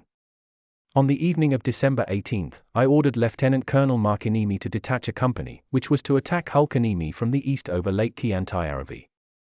The task was given to Captain Lassala's 1st Company, which was assembled for a short rest behind the line of Lieutenant Colonel Markiniemi. I returned to Major Kari, the 4th Battalion of the Field Supplement Brigade, which had been part of the assault forces of Lieutenant Colonel Markiniemi. The battalion was transported on December 18 by car to Talonen. Reinforced in this way, Major Kari would attack Cape Hulkaniemi from Cape Vuonaniemi. The Jaga Battalion 6, which was approaching the isthmus between Lakes Alajärvi and Kovajärvi, would join the attack from the north. As a result, I was able to muster almost 3 battalions for the attack. In addition, my artillery had received its 2nd battery on December 18 and was now in a position to support the attack with considerable force. The attack began on December 20 in the morning after an artillery preparation. Unit Kari advanced in 2 columns. 1, who was under the command of Captain Schomberger Company, half a machine gun platoon and 1 grenade launcher platoon advanced along the southern shore of Cape Hulkaniemi. The 2nd, led by Captain Harola, 3 companies, 1.5 machine gun platoon and 1 grenade launcher platoons advanced about 1.5 kilometers further north directly towards the road to Kasamo. The 1st Company of Infantry Regiment 27 crossed the ice of Lake Kiantajärvi about a kilometer north of the church, and its task was to reach the road and continue south in the same direction as the road. As a vanguard for the company, the reconnaissance Unit 1 had already at night crossed the lake, where the unit had taken up a fight with an enemy unit camped near the western shore. Both Kari's and Lassala's troops reached Hulkaniemi without difficulty. Captain Schomberg, however, immediately after arriving at the shore encountered a strong chain of enemy nests and, with his meager forces, could not push forward. The battle was fierce and required heavy casualties. The brave Sergeant Major Honkanen and many other honorable warriors fell during the attack. Captain Harola advanced quite easily to the vicinity of the Hulkaniemi house group and partly to the road. Here, however, he was confronted by a strong enemy in well-equipped positions. Tanks rushed to the scene. Our troops had to retreat to the forest, which was still the only protection against these armored beasts. Captain Lassala's company, 1 JR-27, reached the road about a mile north of Harola. Here, too, the roadsides were occupied by strong enemy forces. The advance stopped. Unfortunately, pressure from the Jaga Battalion 6 advancing from the north, an impact of which could have been decisive, did not materialize. The bad weather and the resulting fatigue of the men had slowed the battalion's progress. It arrived on the Kovajärvi-Alajärvi isthmus only after this day of attack, as it turned out later. The attack was mainly intended to disrupt the enemy's own obvious attack preparations and at the same time to find out the enemy's strength and groupings. This purpose was achieved. In the evening, the troops were allowed to pull back to their starting positions. However, Harola's troops did not return until the early hours of the morning. To support the action against Hulkaniemi, Lieutenant Colonel Markiniemi started an attack against the enemy positions in the church village with his remaining forces on the morning of December 20. The cannons and grenade launchers performed the fire preparation. The troops stormed forward despite the thundering enemy fire. The terrain was open. The enemy sat protected in basements and ruins. Losses increased moment by moment. To top it all, the enemy counterattacked. Even the last horse driver had to be brought to the front to repulse the counterattack. Never before had the enemy attacked with such frenzy, almost absurdly. It was almost destroyed by the last man. However, the enemy's counterattack caused our own progress to stall. The troops settled in their former positions, which were then fortified. A barbed wire barrier was pulled in front of the positions during the night, in case the enemy renewed his attack.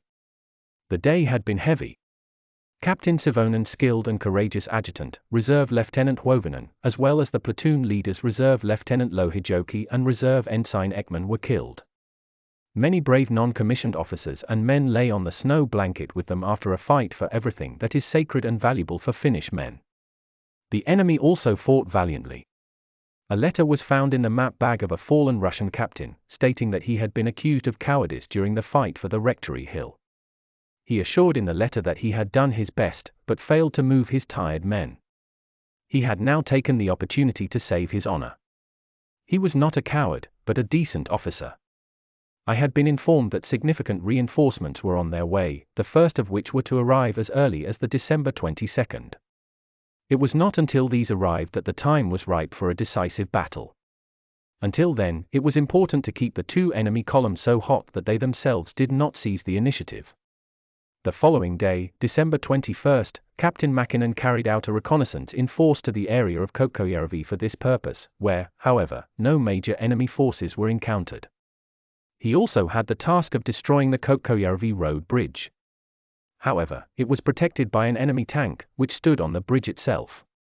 The reconnaissance showed that the enemy forces in the direction of Raate were, for the time being, quite small. Therefore, the next day I decided to try to push the enemy forces in the Raate section east beyond the lakes Pyrenean, Kokkojärvi and Ujana. These positions were tactically more advantageous and, above all, the hostile enemy groups would be further apart. This offensive mission was given to Captain Mackinnon, to whom I subordinated a battalion of Lassila, Reconnaissance Unit 1.5 battery of anti-tank guns, which had arrived on the 20th of December. These were my first anti-tank weapons. According to the attack plan, Captain Lassila was to advance south of Lake Kuivasjärvi via Katiskalampi to the Kokkojärvi crossroads. Upon reaching this, he had to block the road to the east with some parts, turn west with the main forces and take Haukila village from the rear. Under the command of Captain Konchila, a company reinforced with the two anti-tank guns was to advance east of Kuivasjärvi to Haukila village, from where his main force would continue in a westerly direction towards the lake neck. The Reconnaissance Unit 1 north of Kotvala and Matiro would advance towards Tainela to support Battalion Lassila's advance. The troops in the isthmus would, through local attacks, bind down the enemy forces facing them. The troops set off at around 6 a.m. Captain Lassila reached the road east of Kokkojärvi without resistance, put out a guard to the east and moved with his main force towards the headland between the lakes Kokkojärvi and Tiranen. Here the battalion got into battle with an enemy unit and destroyed 2 trucks, 1 tank and a field kitchen. However, the terrain around the bridge was so heavily manned that the battalion had to abandon the attack after 1 attempt. Meanwhile, Captain Lassila bypassed Tiranen and turned south towards Tainela and took over this group of houses by surprise. After this, the battalion tried to expel the enemy from the bridge through an attack from the west. However, the Russian tanks were vigilant and the attempt had to be abandoned. During the battle, Lieutenant Vannanen was slain. While Captain Lassila's main force was fighting in Tainela and in the vicinity of Lake Kokkojärvi, the enemy gathered a significant force, a total of 16 carloads of men, against his small guard unit east of Kokkojärvi.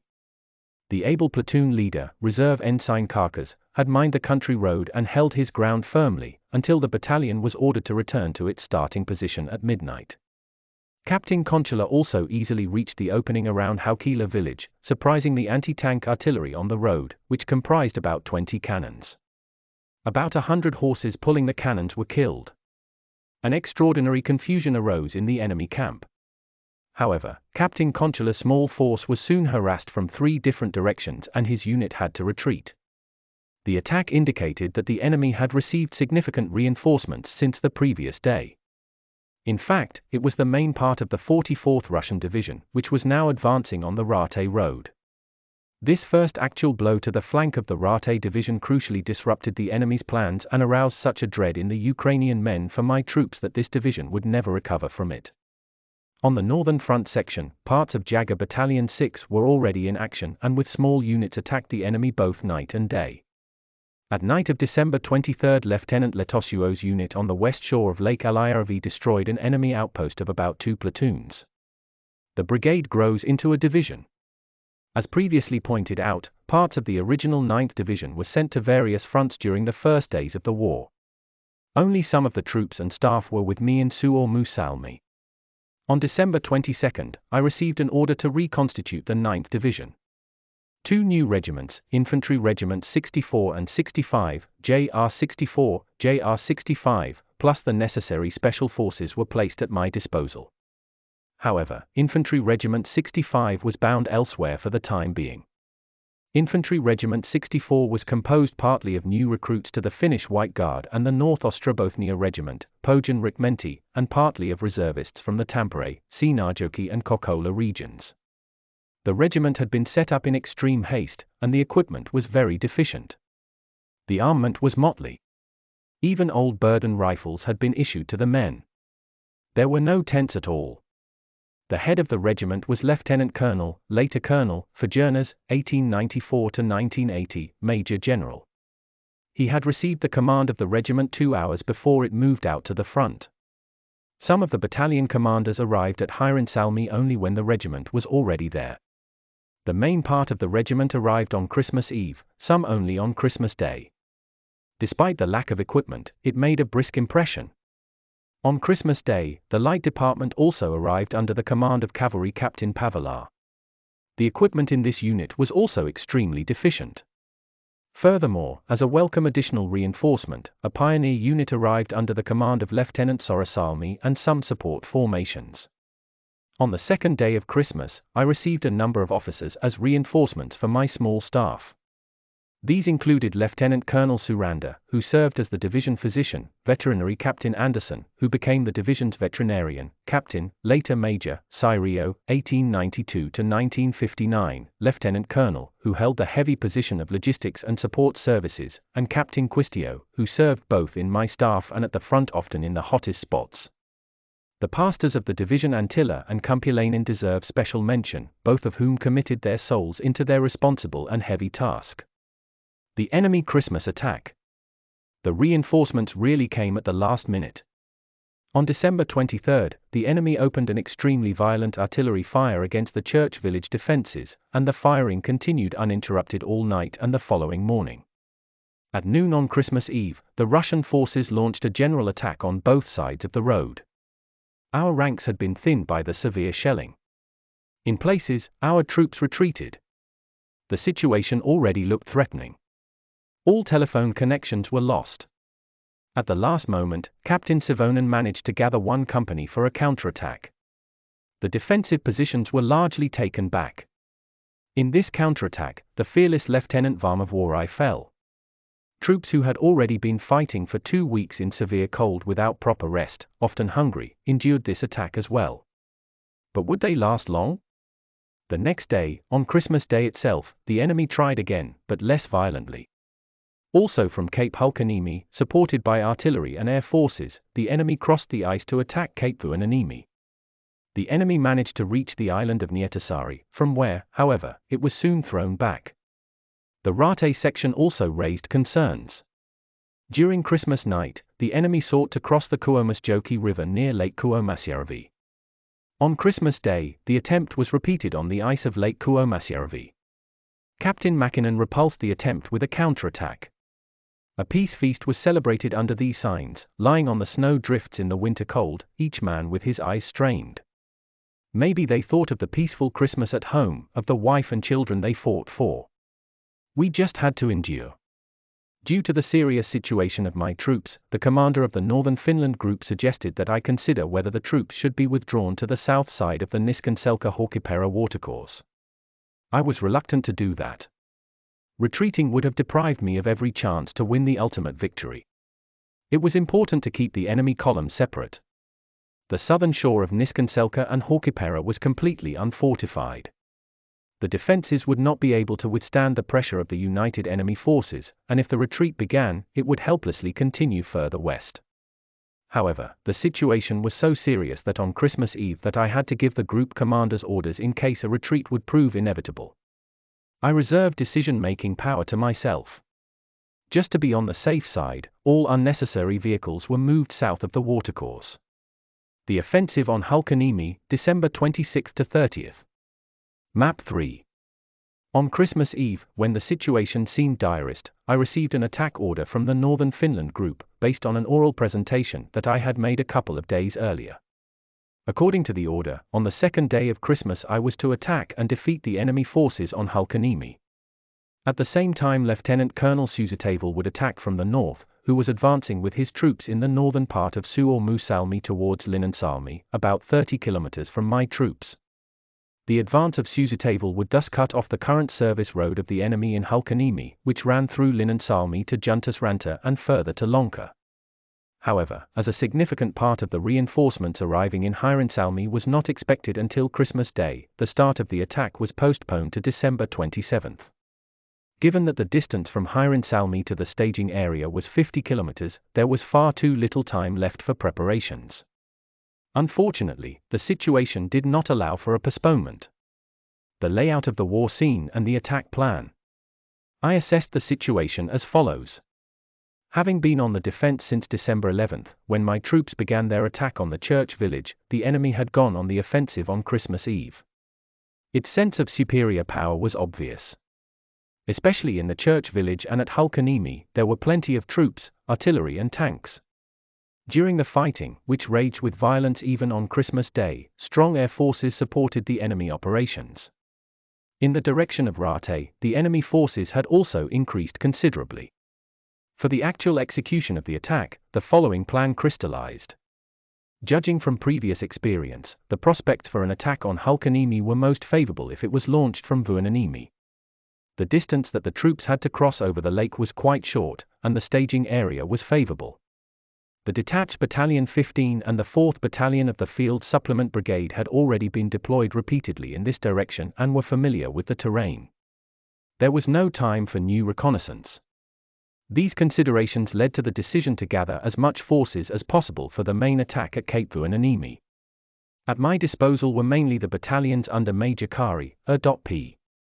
15 and 4 KTPR, which were already on this front. In addition, I transferred Infantry Regiment 64, except the 3rd Battalion, from Suomussalmi by cars to advance behind Major Kari's troops. The command of the main attack group was entrusted to Major Kari, who was at the scene already and knew the best both the terrain and the enemy positions. However, destroying the enemy required that all its attempts to retreat could be effectively prevented. An encirclement ring had to be created to the north and east and attack the enemy also from these directions. In the north, Jager Battalion 6 was ready to attack. Parts of it had already occupied the neck of land between Gulf Vuonanlahti and Lake Kovajärvi on December 22. The battalion's main force was on the north side of Lake Pyhtijärvi. I gave the battalion orders to join the attack. The main force would advance from the north of Pyhtijärvi towards Lake Kuurtojärvi and further south in the direction of the road, and at the same time parts of the battalion would attack on Vuonanlahti Kovajärvi Isthmus. Since it seemed possible that the enemy would try to move his service routes over the ice of Lake Kiantajärvi and perhaps even withdraw from Hulkaniemi and the church village over the ice, I sent the light unit Pavala to Ruatula village, located 5 kilometers north of the church village. The unit was given the task of crossing Lake Kiantajärvi near Sopala during the general attack and then advancing south on the east side of the road in collaboration with Major Kari's main attack group. I decided to leave Hanila's light company on the east side of Kiantajärvi to control the enemy's movements out on the ice and to secure in a northerly direction. The situation in the church village and in the Raate section raised constant concerns. Would Lieutenant Colonel Markiniemi's and Captain Makinen's positions be able to withstand the enemy onslaught? Just in case, I moved the 3rd Battalion of Infantry Regiment 64, 3JR64, as a reserve to the north side of Strait Haukipera. No changes occurred in the days after Christmas. The troops took their starting positions as planned. On the second day of Christmas, I issued the final order of attack. According to my order, Major Kari divided his group into 2 attack columns. The southern column, which was under the command of Lieutenant Colonel Fajernas, consisted of 2 battalions, the 1st of Infantry Regiment 64, Captain Mankinen, and the 4th of the Field Supplement Brigade, Captain Skonberg. The latter battalion lacked 1 company. In addition, the column included 1 grenade launcher platoon and 1 pioneer platoon, as well as 1 anti-tank gun. The column had the task of advancing from the southern tip of Cape Vuonaniemi towards Cape Hulkaniemi and destroying the enemy nests and artillery positions that existed on the southern part of the cape, all the way to the road. The battery in Talonen and a grenade launcher company supported the column's attack. The northern column, under the command of Captain Harola, also consisted of 2 battalions, the 2nd of Infantry Regiment 64, Captain Razanen, and the detached Battalion 15, Lieutenant Karhunen. 2 pioneer squads and an anti-tank gun were also assigned to it. The column was grouped for attack about 1.5 kilometers north of Fajernas' column, at a point where a forest road went across Cape Hulkaniemi. Its task was to push through in the direction of the forest road to the Suomussalmi road, block the road to the north, and with the main part continue south to the rear of the enemy in the southern part of Hulkaniemi. As can be seen, the main attack group was very small. Half of the troops were in the battle for the first time. I had therefore assigned in each column one old and one new battalion. The artillery support was completely inadequate. Nothing could be done about poverty. The shortcomings had to be replaced with the right fighting spirit and will to win. According to the order, the attack in the north and east was to begin at 7:30 am, when it was still rather dark, but on Kari section at 8 o'clock am. The first day of the offensive. The Jaga Battalion 6 began its attack at the appointed time. The main part of the battalion was grouped on the east side of Puutijärvi. An unit was detached to block the road to the north. It soon came into contact with a motorized force advancing from the north. During this skirmish, 5 enemy trucks were destroyed and their crews killed. The unit dug itself down and built roadblocks across the country road. The main part encountered a strong enemy base on the south bank of the Mailajoki River immediately after setting off. After a severe, siege-like attack, the base fell into the hands of my troops. The brave platoon leader, Reserve Ensign Martila, and the deputy platoon leader, Sergeant Peetila, were killed leading their men in this attack. By noon, the battalion's main force had advanced about 3 kilometers. On the neck between Vuonanlahti and Kovajärvi, the Jaga Battalion 6 had only a total of 1 company. According to orders, the company sought to advance towards Kailanmäki crossroads and initially won some terrain. However, the enemy's resistance intensified by noon. Finally, the enemy went on the counterattack with the support of artillery fire. The fierce battle continued until late in the evening. The company held its position, but with its weak forces it was unable to reach the crossroads. Also in the north, the enemy repeated its attack on Jaga Battalion 6 blockade by the country road. The attack was repulsed. The unit Pavalar, which was to attack Hulkaniemi from the east, could not move out at the appointed time. When it arrived in its staging area the previous day, it encountered minor enemy units that were raiding houses on the eastern shores of Lake Kiantajärvi. In addition, armored cars were moving out on the ice, which made crossing the lake more difficult. On the morning of the attack, the unit was engaged in skirmishes with enemy forces east of Kiantajärvi. Only in the afternoon did Pavalar cross Lake Kiantajärvi, arriving in Sopala at dusk, where there were no enemies at the moment. Unfortunately, the ordered connection to the main group further south could not be established. The main attack group arrived without difficulty at the western shore of Cape Hulkaniemi. The southern column under Lieutenant Colonel Fajerna stepped ashore by Turgeon Linna, author Ilmari Kianto's villa. The villa had been a residence for the Russians and had been burned down by our patrols a week earlier. There were enemy nests in the ruins and elsewhere on the beach, which were destroyed. Continuous advance was difficult. There were dugouts with machine guns on the shore and especially up the hillside, where an entire fortification with about 30 dugouts was found. In spite of everything, the troops pushed forward. Dugout after dugout was encircled and destroyed. By 13 o'clock, the attackers had reached the open space around the Hulkaniemi houses, about a kilometer from the country road. The resistance became more intense.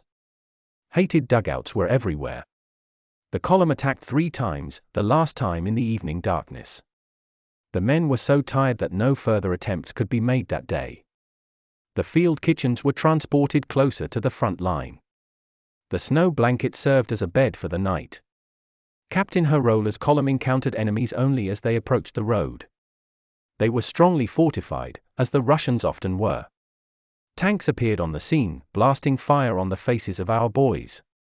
It became difficult to penetrate to the east side of the road. Once, when some of the troops had successfully crossed the road, a hostile counterattack threw them back. In the evening and all night, the battle for the ownership of the road raged. The commander of the front line, Lieutenant Kahunen, who was blindly followed by his men, and Lieutenant Tuomas Kettunen, who was wounded in the battle, both excelled in this battle. Already the night before the attack, Captain Herola had sent 1 company and a pioneer unit to block the road north about 1 kilometer north of the attempted breakthrough point. The task was performed unhindered, strong trees were felled across the road, mines were laid out. The company was attacked violently by the tanks, which even entered the forest in several places. The roadblock held. In this battle, the commander of the pioneers, Captain Rinter, who personally supervised the work, and the company commander, the reserve Lieutenant Leto, stood out. The first day of the offensive did not bring the desired results. The threat from Raate. Disturbing reports came from the east, the Raate Road. By noon, our air reconnaissance had found that the country road was swarming with enemy columns. There was no longer any doubt whether an entire division was gathered on the Raate Road. The question was whether it would remain inactive while the neighboring division fought for its life 10 kilometers further west. It was necessary to bind down this threatening enemy by all costs, until the victory at Hulkaniemi was won. For this purpose I had at my disposal the 2 reconnaissance units, which were always ready to harass the enemy. The reconnaissance unit number 1, led by Reserve Ensign Lavo, was ordered to attack from the north the campsites observed in Tainella.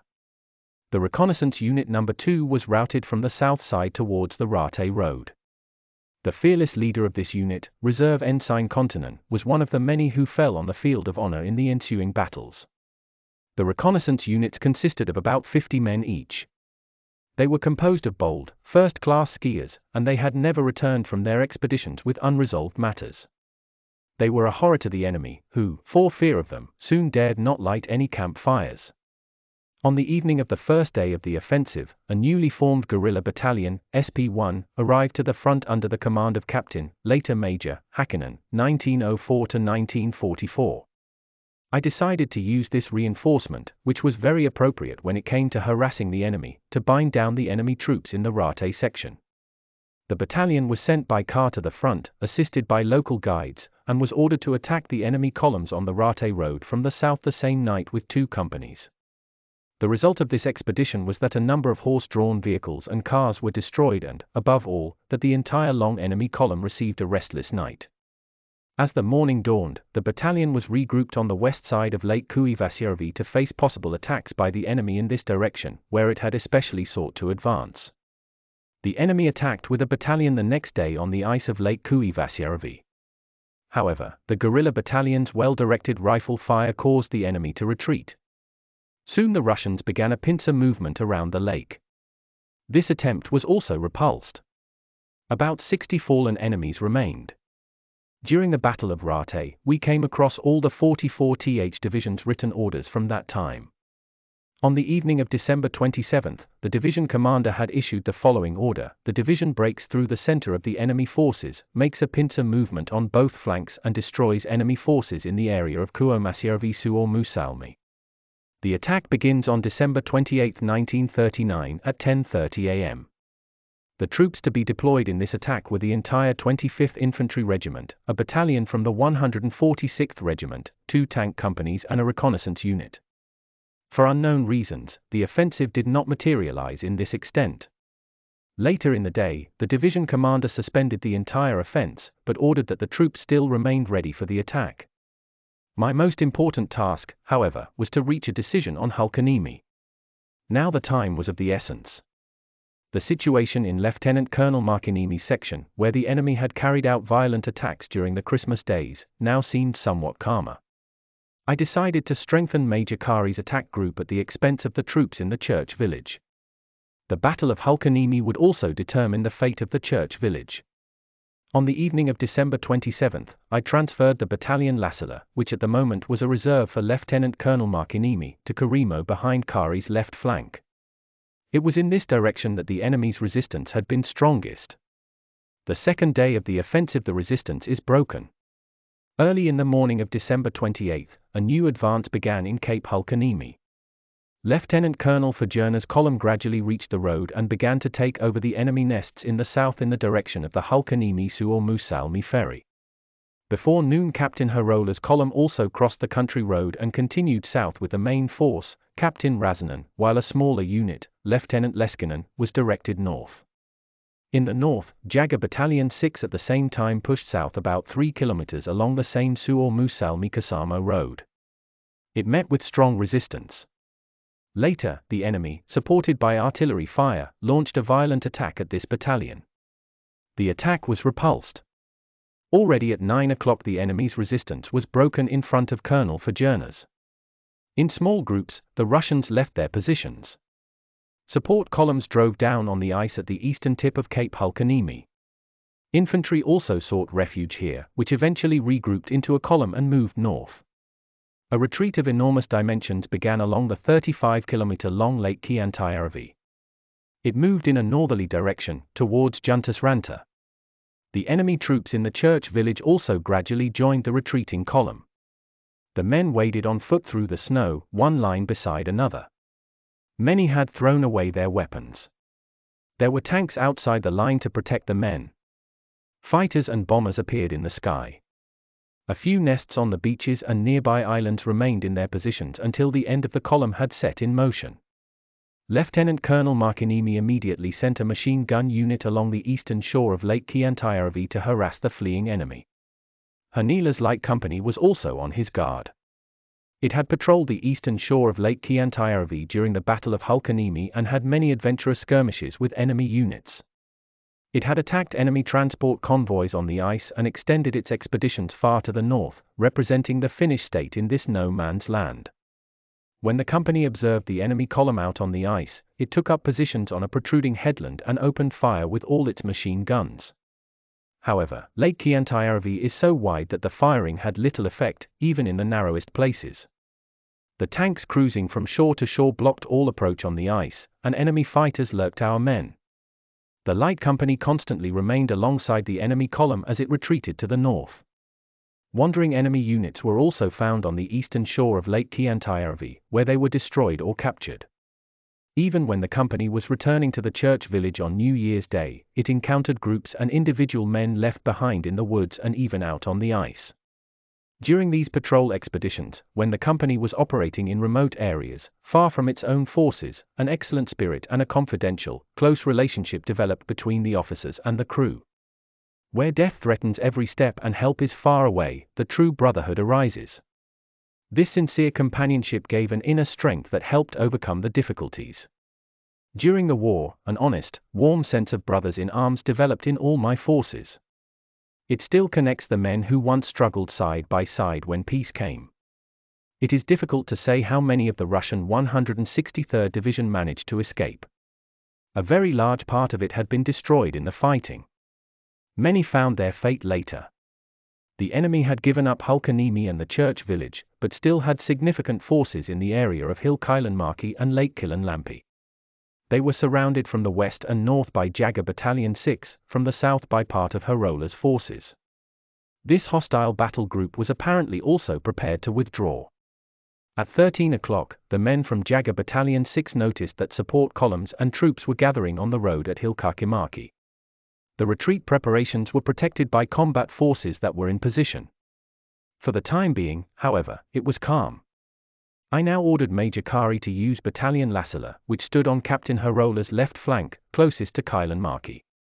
The hostile nests at Hulkaniemi and in the church village were cleared during the afternoon and evening. Small enemy groups, some of whom resisted fiercely, were encountered almost everywhere. When the night broke in, the cleaning was largely completed. However, scattered and hidden enemies were found for several more days, until frost and hunger drove the last out of their hiding places of forests and dugouts. These last ones looked horrible.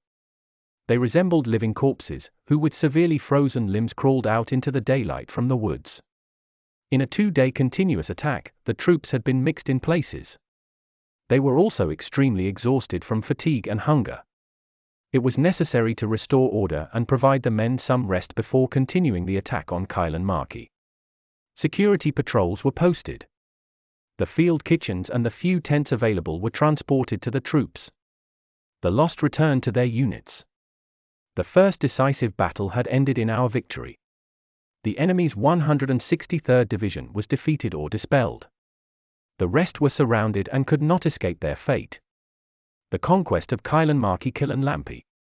In the evening, I gave the order to the forces released from Hulkaniemi to head north to the rear of the enemy encircled in Kailanmäki. Already at midnight, Captain Herola's column set in motion in the direction of the Suomussalmi road. The resistance was considerable. The enemy units along the road apparently did not know that the main force had retreated. There was a fight over every dugout, often with hand grenades and bayonets. Nevertheless, Herola pushed forward. Soon a couple of cannons, a number of field kitchens and supply wagons were captured.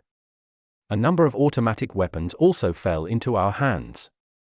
Lieutenant Colonel Fajernas, who had the task of completing the encirclement in the east, advanced on the east side of the country road. Already at night it had been observed that some of the encircled forces were heading directly to Lake Kiantajärvi through the forests. I therefore ordered Battalion Lassila to advance to the terrain Riihivara Hovila, about 3 kilometers east of Kailanmäki, to prevent any attempts of retreat in this direction. Due to the battle conditions, things progressed slowly for both Harola and Fajernas. The enemy was not yet crushed, but stubbornly held his ground. With its weak forces, Jaga Battalion 6 had to fight alone for a long time with the enemy in the Kailanmäki-Kilanlampi area. This enemy comprised of about an infantry regiment, 1 artillery battery, and miscellaneous support formations. The troops were in fortified positions around Kailanmäki-Kakimäki, facing west. As mentioned, a considerable portion of both the troops and the supply convoys had assembled along the country road ready to break out north through the chain of encirclement. Already at 10 a.m., the commander of Jaga Battalion 6, Major Järvinen, requested our immediate assistance. The chain on his sector was weak and the losses considerable. I now decided to deploy against Kailanmäki all the troops released from the church village, which were in comparatively good condition. Only Battalion Savonen was transferred behind Captain Mackinnon's troops, in order to counter the possible surprises from the Raate section. Lieutenant Colonel Markiniemi was appointed as the commander of the attack group. The battalions Lassila and Mankinen were also subordinated to him. Before this new offensive began, the enemy column gathered at Kakimäki attacked north in order to break through the encirclement chain. During the battle, dozens of trucks and horse-drawn carriages were destroyed, which forcibly sought to break through the roadblocks. Only small infantry units got through the lines and continued in a northerly direction. These were destroyed the next day 7 kilometers further north by the pursuing unit. Lieutenant Colonel Markiniemi's advance began around 15 o'clock. It was already getting dark. On the right was Captain Irimo's battalion, 2 JR-27, which set off from Jurika village on the western shore of Lake Kiantajärvi. The direction was west, towards the rear of the enemy. To the left of Irimo was the battalion Lassila. In the direction of the country road, in the first line, Lieutenant Ilonen's company, 3rd Company of the 4th Battalion of the Field Supplement Brigade, advanced. The battalion Mankinen followed behind Irimo in the second wave. The other troops were allowed to rest for the time being. Progress in the dark was quite slow. Numerous enemy units were found in the forest, trying to find their way to Lake Kiantajärvi. A force of about 2 companies fought for 4 hours against Captain Lassila's troops, before being beaten and dispersed in all directions. A fleeing enemy unit of about 50 men also appeared in Sopala, where Captain Lassila had left his supply convoy.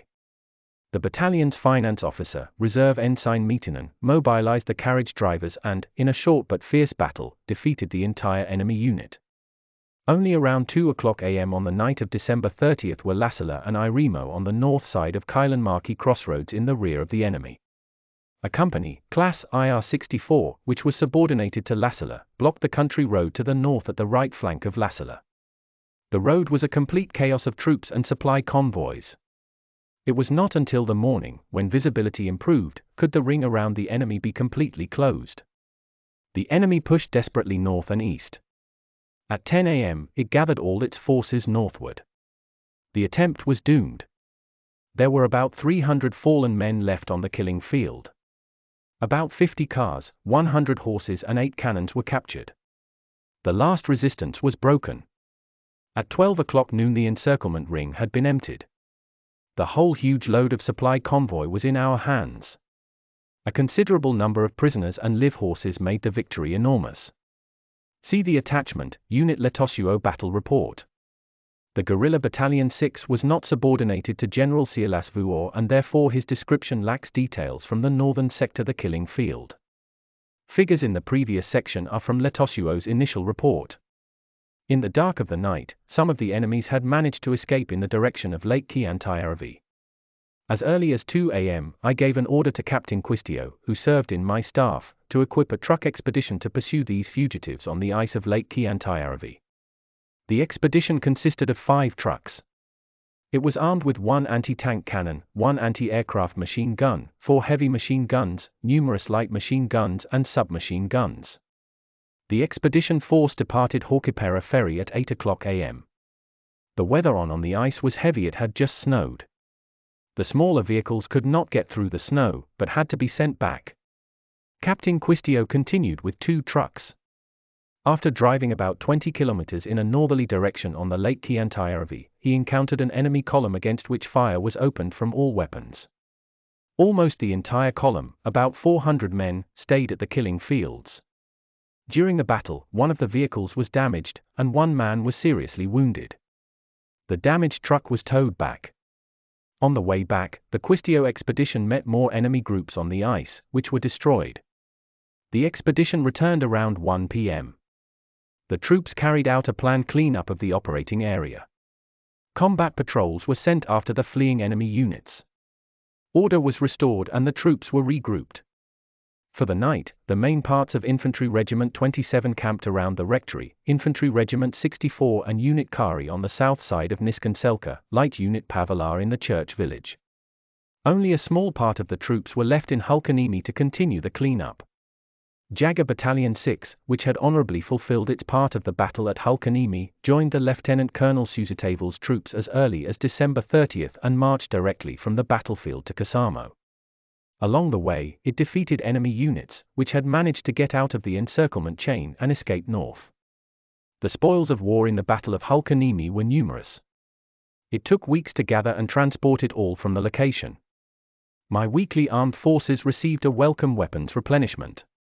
We got rifles, light machine guns, anti-tank guns and plenty of ammunition. The booty included 6 howitzers, 13 field cannons, 6 anti-tank guns, 2 anti-aircraft guns, 4 anti-aircraft machine guns, 11 tanks, 2 armored cars, 150 trucks, 250 horses and an immeasurable amount of munitions of various kinds. We also captured about 500 prisoners of war. The Commander-in-Chief's telegram of gratitude was proudly read to the troops. I felt immense relief. The fighting spirit and extraordinary perseverance of my troops had led to a victory for the Finnish weapons. At dusk, when the enemy pilots were no longer a worry, the troops gathered for a field service to praise the Lord, who had not forsaken his own. There was no time to rest. New mission awaited my division in the direction of Raate. The offensive against Raate Division, January 1 to 7. Maps 4 and 5. After the Russian attack on December 28, which had run into the sand, it was fairly calm in the Raate section. In an order countersigned by Army Commissar Missin and Chief of Staff Volkov on the evening of December 28, the commander of the 44th Division, General Vinogradov, ordered his troops to be ready for an offensive, aiming to annihilate Suomussalmi's defenders in cooperation with the 163rd Division. The division's operational summary, which was distributed to troops on New Year's Eve, still talks about preparations for the offensive. By then, however, the tail of the neighboring division had reached its ever after. Judging by the sounds heard from the enemy lines, the opponent was busy with fortification work. The commander of the division had ordered that the first phase of the fortification work had to be completed by the evening of December 29. In particular, the order emphasized the importance of making the trenches deep enough. The Russians, who were excellent pioneers in general, apparently put all their energy into expanding the positions, even though it was at the expense of the offensive operations. The severe cold contributed in part to the fact that the troops were happy to dig themselves down to find at least a little shelter from the winter winds. The layout in the beginning. The defense of the Lake Kuivasjärvi Isthmus was still entrusted to Captain Mäkinen. Captain Konchala's and Reserve Ensign Simola's proven rifle companies and Reserve Lieutenant Kannonen's machine gun company, who had also been involved in many fierce battles, stood in the positions. Both of our cannon batteries, led by Lieutenant Kusela and Ensign Karsanen, supported the defense and constantly interfered with the enemy's movements. The actual Creek line had 2 defense bases, both led by young priests promoted to a rank of ensign, Komulain and Voristo. Yet another clergyman, unwavering and calm Reserve Cornet Vertaniemi, held the command of this Thermopylae of Suomussalmi as a machine gun platoon leader. On the west bank of Kuivasjärvi in the front line there was a base for about a platoon. Further behind was the entire Battalion Häkkinen, Guerrilla Battalion 1, in reserve. Along the country road, the Savonen battalion was concentrated at Lake Hautajärvi, where it fortified its defensive positions against a possible enemy breakthrough. Since the enemy had sought to circumvent our positions from the south, on the evening of December 28, I sent 2 companies from the Savonen battalion to the west side of Lake Kuivasjärvi, where I then had a considerable reserve, a total of 5 companies. As has already been shown, the defense was built above all on the ruthless harassment of the enemy, which gave it an exaggerated picture of our strength and confused its own attempts at attack. We attacked the enemy in small sections at night, with alternating approaches from the south and from the north. The aim was to inflict constant losses on the enemy, disrupt the transports and the peace of the troops at night. Of these numerous patrol trips, Reserve Ensign Komulain's and Reserve Ensign Lavo's Christmas Eve visit to Haukila village deserves a special mention. The reconnaissance showed that the entire roadside all the way to Likoharju was fortified and manned. In accordance with Russian tactics, the troops arranged security in all directions. The eastern shores of Lake Kuivasjärvi and Kuomasjärvi were now full of hostile nests. An extensive system of dugouts and trenches ran around Haukila village, which stretched about 2 kilometers from the country road. There were significant forces in this area.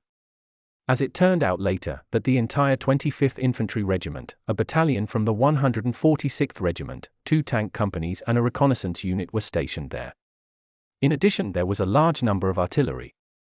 In addition to the infantry's own artillery, there were 2 batteries from the 122nd Artillery Regiment.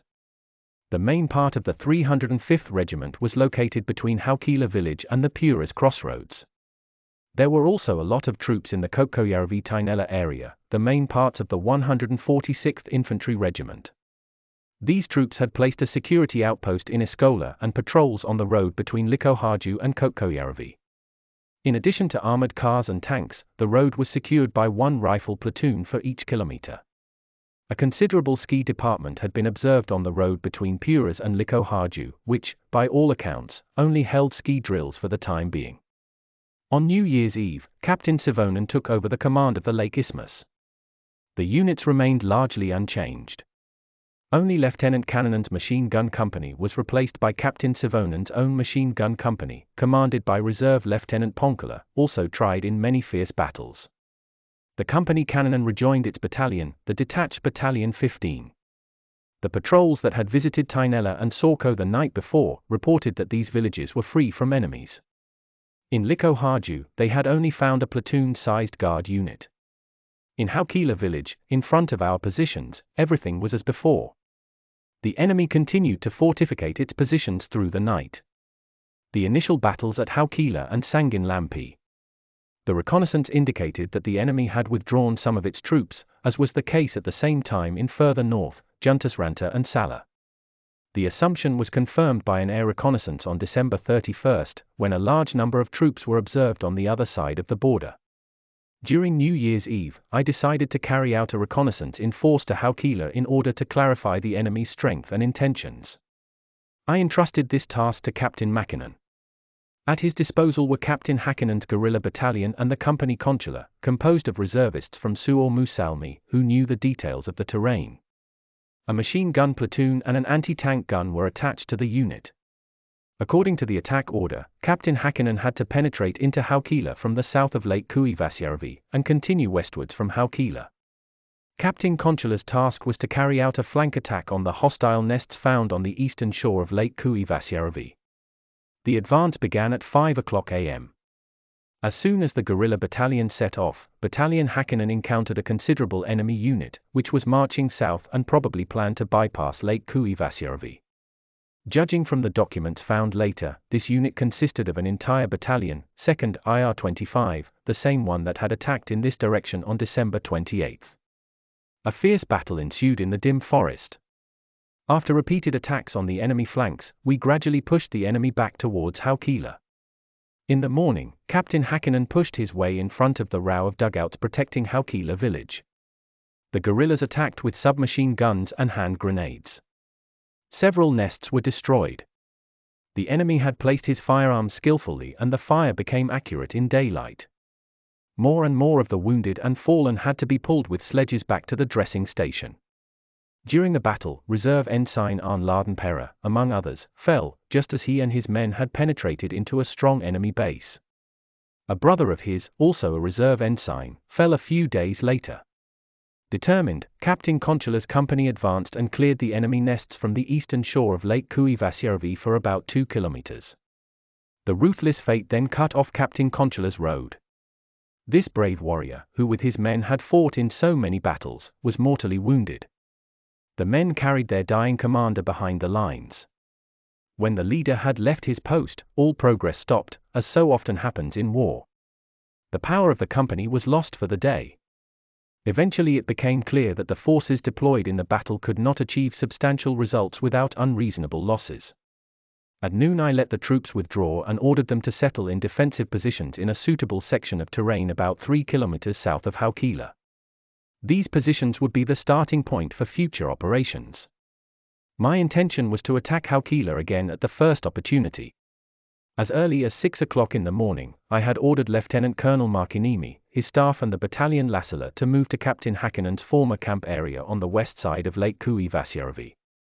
3 hours later, the battalion Irimo was also ordered to follow to Kuivasjärvi. All troops at Kuivasjärvi were placed under Lieutenant Colonel Markiniemi's command and I ordered him to attack Haukila the next morning. Along with these preparatory attacks, which aimed to bind down the enemy and to come to terms with the grouping of their forces, a plan matured to defeat the entire enemy division. The Russian troops, who had advanced through Raate, were apparently still on the Raate Road digging and fortifying defensive positions on both sides. The main force was gathered on the stretch Haukila-Kotkojärvi ready for the offensive. Significant troops, however, stood further away in the east, especially beyond the border, from where further reinforcements could be expected. The annihilation of the enemy required, above all, that it was cut off from all connections to the east. The arrival of auxiliary forces from the east also had to be prevented at all costs. When the preconditions were fulfilled, the column had to be cut into pieces by flank attacks and the resulting pockets encircled and destroyed one by one. The easiest route to the enemy flank was from the south, using the ice road over the lakes Alanteenjärvi-Pasamanselkä-Vuokinjärvi, which ran parallel to the Suomussalmi-Raate Road, about 8–10 kilometers south of it. Already at the end of December, before the end of the Battle of Hulkaniemi, I had given an order to open a winter road along these waterways. With the help of this road, I was to move the troops of Lieutenant Colonel Fajernas and Major Kari north of Lake Vuokinjärvi and Lake Pasamanselkä to operate on the enemy flank on the Raate Road. I also allowed the opening of a horse-drawn service road from Moisiavaara directly to the southern shore of Pasamanselkä. In the hill Moisiavaara, where the road could be plowed for trucks, ammunition and food depots were placed in advance for the troops. My road and bridge company worked hard. By the streams the service road had to ascend to hard ground, terrain leveled and frozen. Gradually, the road was completed, but initially only for horse traffic. On New Year's Day, the first troops advanced on this new road, when I sent the light unit Pavela to the terrain around Sanginlampi Pond north of Pasamanselkä. The first troop transport along the new road took place on New Year's Day, when I sent the light unit Pavela to the terrain around Pond Sanginlampi north of Pasamanselkä. The unit had the task of securing and reconnoitering in the direction of the Raate Road. The reconnaissance unit too already operated in this area. Its reconnaissance had just stated that the enemy had occupied Eskola, which had hitherto been free of enemies. On the same day, I ordered the troops to be staged for the forthcoming action. Lieutenant Colonel Fajernas and Major Kari's troops would advance to the previously mentioned staging area the following day. It was of great importance that the troop movements were kept secret, which is why they had to march in the dark hours of the day. After a march of about 25 kilometers, the light unit Pavela arrived on January 1st in the evening to Makela Farm on the south side of Lake Pasamanselkä and settled down. Early the next morning, Cavalry Captain Pavela sent a patrol north of Lake Pasamanselkä in the direction of Pond Sanginlampi. The patrol did not encounter any enemies. At 9 o'clock a.m. the unit crossed Pasamanselkä and happily reached the shore. After advancing a bit, the vanguard was exposed to intense rifle and light machine gun fire from Sangi Farm higher up on the slope. The vanguard, which was under the command of Reserve Ensign Carver, spread out to bind down the enemy, while the company Vilpo made a pincer movement through the forest. A fierce attack was launched and the enemy retreated. During its continued advance, the unit encountered a strong enemy base at the southern tip of the pond Sanginlampi. The fortification work was underway. Our patrols had not previously observed enemies in these areas. The enemy had plenty of machine guns, a couple of tanks and at least 2 cannons. The light unit decided to attack. Our machine guns did their best. Undersergeant Antila silenced the cannon and the machine gun with his precise fire. However, the enemy's fire superiority was overwhelming. The unit's losses increased. Among others, the brisk leader of the vanguard, Reserve Ensign Carver, was killed. Despite all efforts, the department was unable to expel the enemy from his fortified positions. Cavalry Captain Pavelar now sent out the company Harpuoja to cut off the road behind the enemy positions. Through a pincer movement from the left, the company reached its goal. In the evening, Harpuoja tried to advance to the rear of the enemy positions, but the enemy was on his guard and prevented all attempts to approach with a fierce machine gun fire. The light unit remained in its positions all night and kept the enemy base encircled. Lieutenant Colonel Markinimi's attack on Haukila began before daybreak on January 2. Battalion Lassila, advancing east of the attack route used by Captain Hakkinen, reached the Raate Road about 1.5 kilometers east of Haukila. The surprised enemy made frantic counterattacks from both Haukila and Tainela directions. With the help of the pioneers who accompanied, Captain Lassila effectively managed to block the road towards Tainela. Soon an enemy tank was rendered harmless as it sought to cross the roadblock. Later, the road towards Haukila was also blocked. Between the roadblocks a large enemy column was isolated and gradually put down. The tank, which found its way blocked, was set on fire only after heavy efforts. Thus, the considerable enemy unit in Haukila village was isolated from the other troops. Battalion Lassila dug down in order to hold its ground against the enemy charges. Battalion Irimo advanced to the left of Battalion Lassila and worked its way through the day to the vicinity of the Raate Road by Haukila. The battalions remained in their positions. I ordered Lieutenant Colonel Markinimi to organize the troops so that they could withdraw if threatened by an excessive force. In order to strengthen Lassila's and Irimo's positions, Captain Hakkinen's guerrilla battalion was moved closer to Haukila on the evening of January 2. The battalion occupied a line of defense that could serve as a regrouping area in the event that the attack groups were forced to retreat.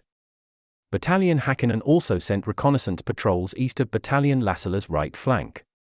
The fighting in Haukila lasted all night. After midnight, Captain Lassila finally got his anti-tank guns and ambulance sledges to the scene.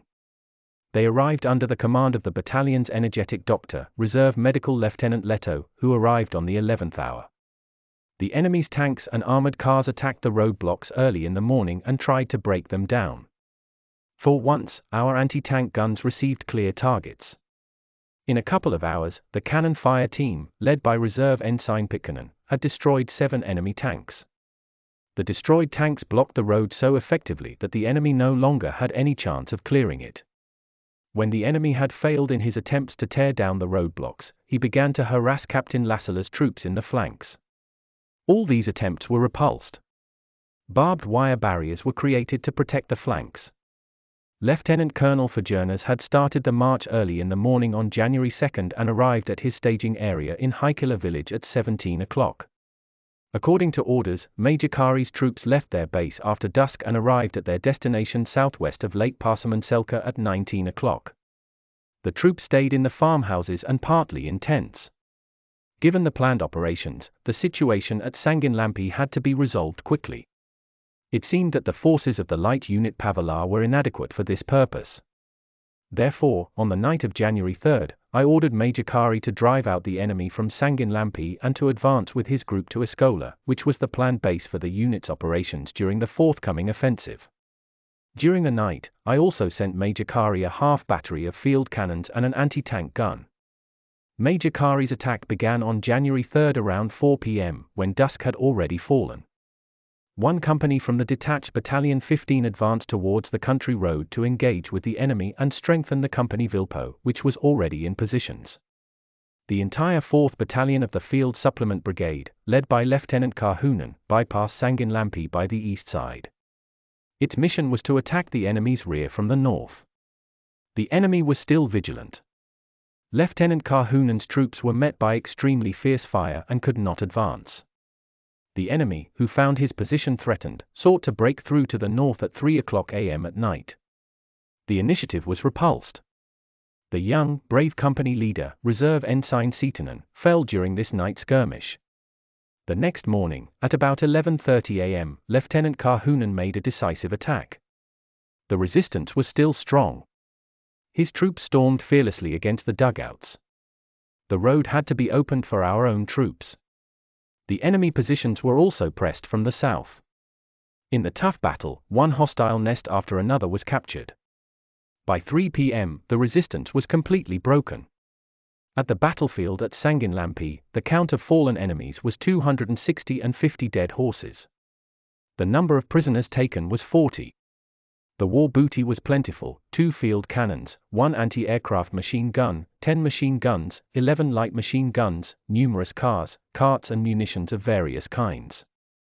Already during the first night of battle the tanks from the base had fled through Company Hapuoja's positions to the north. While the battle was still raging at Pond Sanginlampi, early in the morning of January 4, Major Kari gave orders to the detached Battalion 15 under Captain Herola to advance past the battlefield to Eskola. To facilitate this advance, I had the previous day ordered Captain Hakkinen to send a company from Lake Kuivasjärvi across the terrain north of Eskola to cut off the road. The task was carried out successfully. The company remained in place until the detached Battalion 15 early in the morning on January 4 occupied the dominant terrain around Eskola. Acting on my order, Lieutenant Colonel Fajernas was preparing for the offensive on January 3. From the local police authorities, I had obtained as accurate information as possible about the potential routes of advance from the Lake Vuokinjärvi area to Raate Road, in which direction the use of Lieutenant Colonel Fajernas' troops was planned. The battalions had been assigned guides, who were fully at home in these remote areas.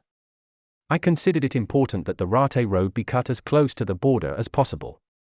By the end of the battle, in our victory, which I did not doubt for a moment after the victory of Hulkaniemi, the whole of Suomussalmi had to be liberated from the enemy. To this end, I had ordered the construction of a road to Hill Ratavaara. The distance was about 12 kilometers. An old foundation for a winter road already existed.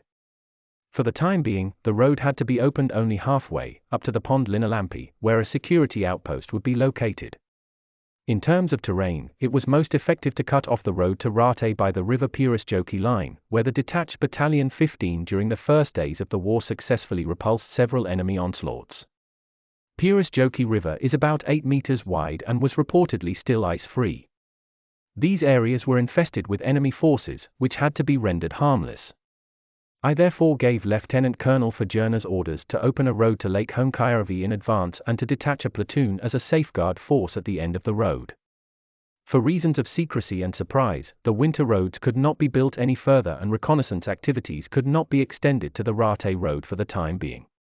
Due to the danger of espionage, I ordered all civilians to be transferred back behind the lines, as some still remained in these remote areas.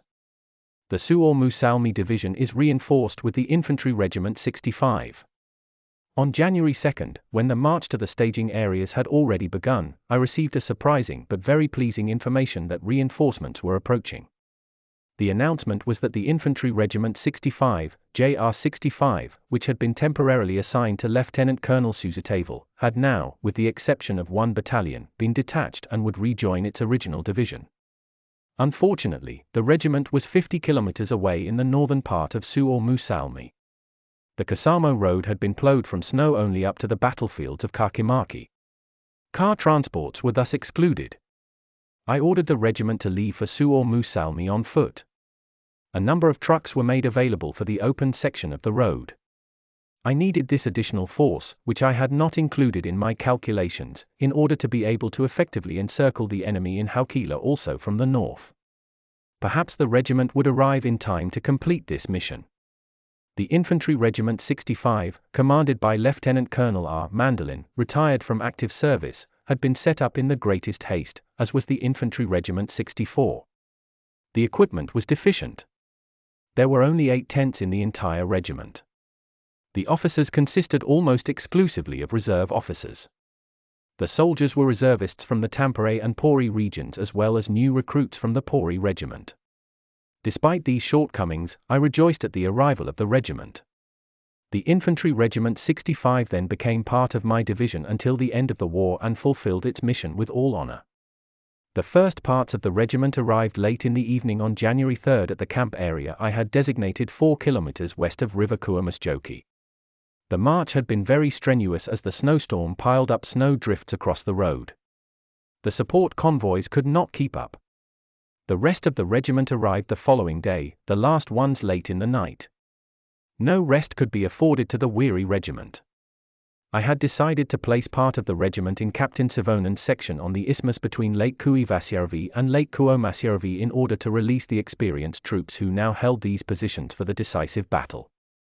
This task was assigned to the 2nd Battalion of Infantry Regiment 65, led by Jager Captain Hippala, retired from active service.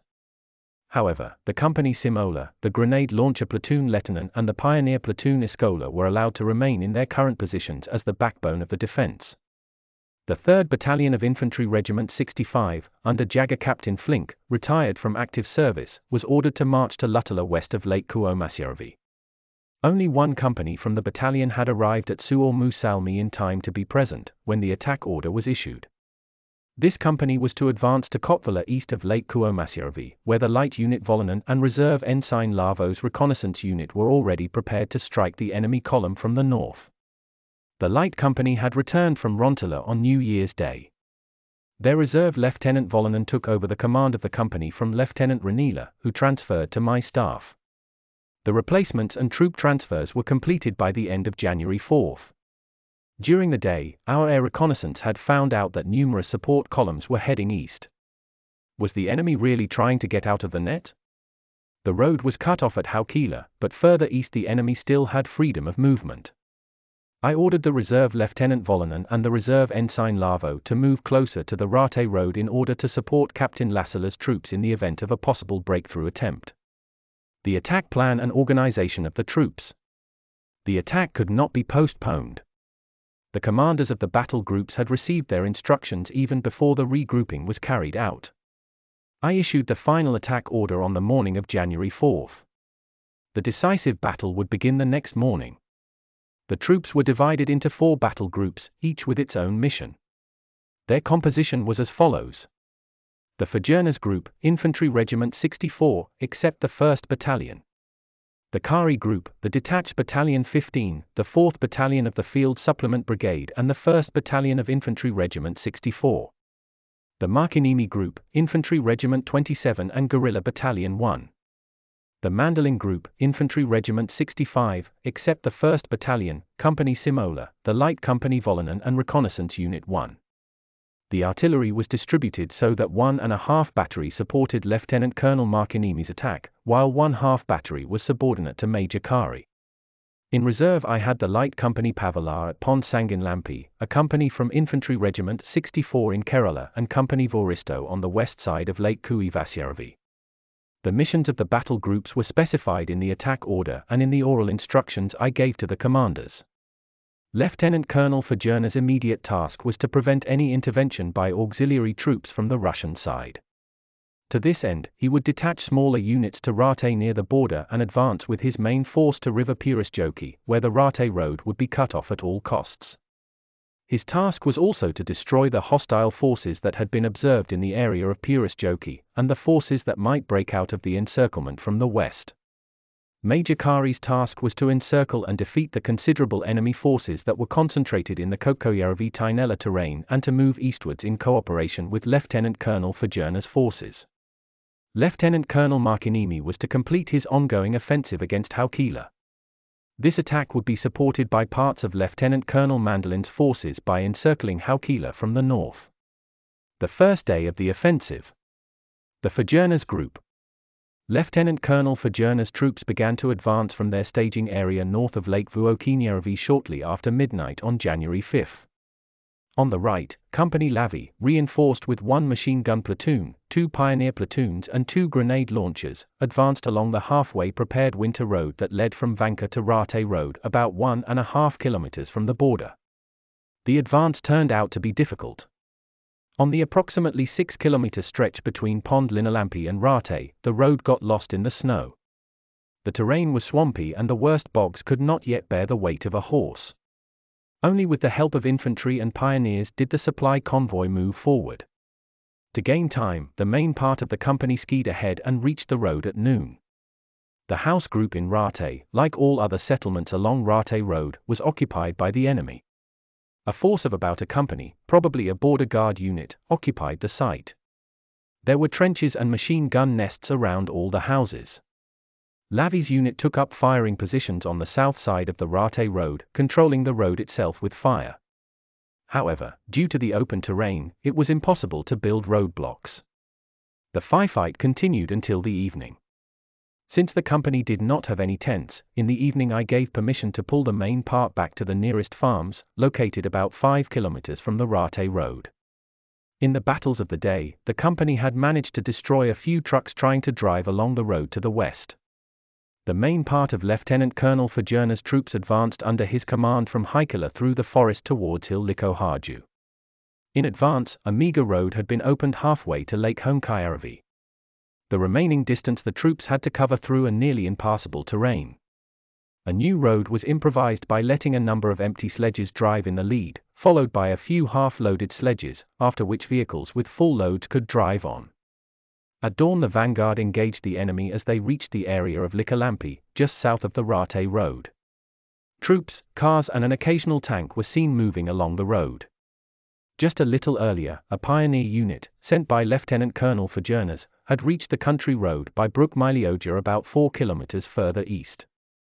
The pioneers blew up a bridge, destroyed a car and its passengers. An attempt to blow up the Raate Road bridge over the river Purisjoki failed due to the vigilance of the enemy. No fortified positions could be observed, which is why Lieutenant Colonel Fajernas decided to attack Likoharju without waiting for his anti-tank guns, which had been left behind after breaking pulling equipment in the difficult terrain. The troops grouped for the attack in the forest about 300 meters south of Likoharju farm. 2 companies were deployed on the front line, both reinforced with a machine gun platoon. The grenade launcher company was in firing positions ready to support the attack. The offensive began around 10 o'clock am. Hidden in the forest on the south side of the road, there were a few light machine gun nests that were defeated by a storm. From the roadside, which turned out to be full of hostile nests, a violent heavy and light machine gun fire was now suddenly opened against the attackers. Tanks also rushed to the scene. Despite repeated attempts, the troops did not reach Likoharju. It was soon observed that reinforcements were flowing from the west to the harassed enemy positions. The firefight had probably alerted the Russian forces in Mantala, who were now driving trucks to the battlefield. The troops belonged to a rescue unit that had recently arrived by car to assist the 44th Division. Lieutenant Colonel Fajernas ordered Reserve Lieutenant Litakari to advance with his platoon towards Mantala to prevent the reinforcement troops from arriving. The platoon acted fearlessly, moving south of the road. From ambush position it destroyed numerous cars and engaged in combat with enemy infantry and cavalry units. In the evening moonlight, Lieutenant Colonel Fajernas attacked again after a grenade launcher fire preparation. On the north side of Lake Likalampi, his troops already reached the Raate Road. However, with the support of tanks and artillery, the enemy launched a counterattack from the east, forcing our right flank to retreat and seek cover in the nearby forest. Reserve Lieutenant Ramsey's company, which had advanced in the second line, was now thrown into the fire. The company immediately reached the south of the road, where it repulsed repeated enemy attacks. Lieutenant Ramsey, who boldly advised and encouraged his men without seeking cover, excelled in this fierce battle. I considered it very important that the Purisjoki bridge be destroyed. This was successful after several attempts at 10 p.m. Now it could be considered that the Raate Road was definitely cut off. It was not until midnight that the enemy's action subsided. The night was extremely cold, -35 degrees. There were no tents. Since the hostile resistance at Purisjoki had been fiercer than expected, I placed the 9th Company at Lieutenant Colonel Fajerna's disposal, which I had hitherto kept in reserve. The Kari Group. Major Kari's troops were grouped in the morning of January 5 as follows. The detached Battalion 15, Commander Captain Harola, had the previous morning occupied Eskola, about 3.5 kilometers from the Kokkojärvi crossroads, and had pushed forward a guard unit north of Eskola. Battalion Mankanen, IJR-64, had also arrived in the terrain near Eskola the previous day. After the fierce battle at Sanginlampi, the 4th Battalion of the Field Supplement Brigade, led by Lieutenant Karhunen, was allowed to rest in a tent camp 3 kilometers south of Eskola. Major Kari had decided to attack the enemy field fortifications along the Raate Road from both the east and the west, and to squeeze the enemy between two fronts on a narrow isthmus between Lake Kokkojärvi and Lake Tiranen. The mission of Battalion Mankanen was to advance along the road to Kokkojärvi crossroads and at this point cut off the enemy's retreat route to the east. A part of his troops would advance to Sorko. A half battery of field cannons, an anti-tank gun and 2 pioneer squads were subordinated to the battalion. Battalion Harola would advance through the terrain to Tainela to attack the enemy from the west. The 4th Battalion of the Field Supplement Brigade remained for the time being as Major Kari's reserve and moved to Eskola early in the morning. The 2 battalions set off for the offensive at 6 o'clock am. About 1.5 kilometers north of Eskola, Captain Mankanen encountered a strong enemy base that blocked the battalion's path. Through a violent attack, the base was conquered at noon. The advance towards the crossroads continued. Along a forest road, a safeguard was sent to Sorko. As the evening faded, after fighting all day with retreating enemy units, the battalion was about half a kilometer from the Kokkojärvi crossroads. It had suffered significant losses. Captain Mankanen's personal bravery had encouraged his South Ostrobothnian men to do their utmost. Since Battalion Mankanen was without tents and the men were exhausted, in the evening Major Kari let Battalion Karhunen take its place in the front line. Battalion Mankanen was withdrawn so far back that it could light campfires. Only the following day, after the hard-fought battles, the battalion received its first tents, a total of 8. Battalion Harola arrived without difficulty to the open fields around Tainela farm. It turned out that the Raate Road was heavily occupied. 3 tanks patrolled the road and prevented any attempt to cross to the other side. Nothing could be done to them in the open terrain until the left-behind anti-tank cannon had arrived. After a couple of hours of fruitless firefight, Captain Harola pulled his troops into the shelter of the forest to wait for his anti-tank cannon. In the afternoon, Major Kari ordered the battalion to attack the Raate Road with all his forces. The attack was launched at 19:00 from 3 points between Tainela Farm and Pura's crossroads. All companies reached the roadside. However, the fire from tanks and infantry again prevented all the battalion's attempts to cross the road to the north side. Nor could any roadblocks be built, despite all the efforts of the pioneers. At midnight, the troops were pulled back to the sheltering forest. The first day of the attack did not bring the desired solution at Major Kari's sector, the road could not be cut off. However, the shock caused by the attacks to the enemy oppressed from every direction greatly hastened the outcome of the Battle of Raate. I had already rushed to cut off the roads by Lake Kokkojärvi during the day. Under no circumstances should the enemy break out in the direction of Hillikko-Harju, where Lieutenant Colonel Fajernas was already fighting against superior forces. In the evening, I ordered Major Kari to seek a decisive outcome the following day. In addition, he would connect with parts of his troops with the neighboring battle groups in the east and west. The Markkinimi Group. At the focal point of the battles, in Haukila, Lassila and Irimo battalions from Peripoja, continued to hold the ground they had reached on January 2 with exemplary bravery. Captain Lassila blocked the Raate Road east of Haukila, and Irimo's troops had bitten into the enemy about half a kilometer southeast of the village. These days had asked both troops and leaders for strength and perseverance. They had also demanded sacrifices.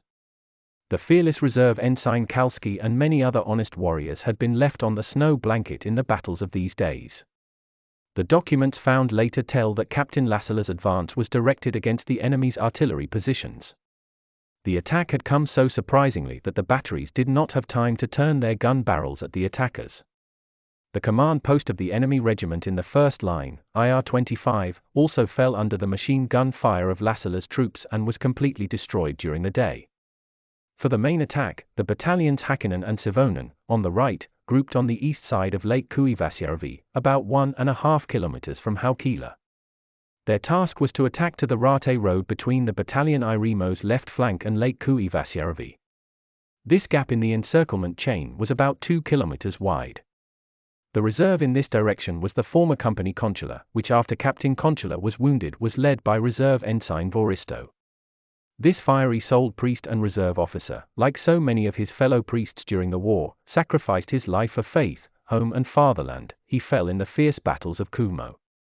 The attack forces arrived at the staging area shortly after midnight. The tents were pitched and the men were allowed to rest for a few hours. The advance began at 6 o'clock in the morning. On Captain Savonen's section, the terrain consisted of hilly woodland and on the eastern shore of Kuivasjärvi, where Battalion Häkkinen advanced, of marshland with sparse forest. Both battalions made good progress in the beginning. Only weak enemy patrols were encountered in the forest, which were driven away without difficulty. The nearest Russian positions on the shores of Lake Kuivasjärvi now turned out to be unmanned. The two battalions were connected by signal patrols with each other. Battalion Savonen was constantly a little ahead. The artillery forward observers were ready for action. About 800 meters from the Raate Road, the resistance became tougher. Captain Savonen struck at the same enemy base, against which Captain Consula's attack on New Year's Day had been repulsed. The base was taken by a fast flank attack. The war booty was a few machine guns and a number of infantry rifles. Captain Savonen was able to move forward again, albeit slowly, until in the evening progress gradually stopped. The resistance in front of Captain Häkkinen proved so strong that the battalion could not crush it. The enemy forces were very dense, especially on the shores of Lake Kuivasjärvi, and the machine gun fire plan was without openings. Parts of the battalion Lassila, which was reinforced with the company Katainen from Captain Irimo's battalion, as well as by the detached company Kahila, managed at 13 o'clock to cross the Raate Road and make their way to the north side. When the first company stormed across the road, its commander, the brave reserve ensign Mietinen, fell, and shortly afterwards the company's two remaining officers, Reserve Lieutenants Soiniemi and Giovanni, were wounded. After the loss of all its officers, the company retreated back south of the Raate Road. The enemy artillery fire was very intense and accurate and caused considerable losses to the troops. The battalion was in an extremely difficult situation. The enemy pushed on with a frenzy of despair, trying to open the road to the east. Skillfully camouflaged tanks attacked the roadblocks. The calm men from Peripoja did not give way. The road was blocked and remained so. Lieutenant Katainen and his company excelled in these battles. This brave company leader later fell in Kuhmo, leading his troops in the front. In the battle, the reserve ensign Pentala was mortally wounded, who died of his wounds 2 days later. Also the new commander of the 3rd Company, Reserve Ensign Leponen, who boldly led his company during these stressful days, was wounded during the battle. Also Battalion Irimo managed to advance and was at noon close to the Raate Road. A fierce fire was directed at our troops from the hill where Haukila village was located. The enemy even used 4-barreled anti-aircraft machine guns, blaming glowing tracer bullets at our ranks.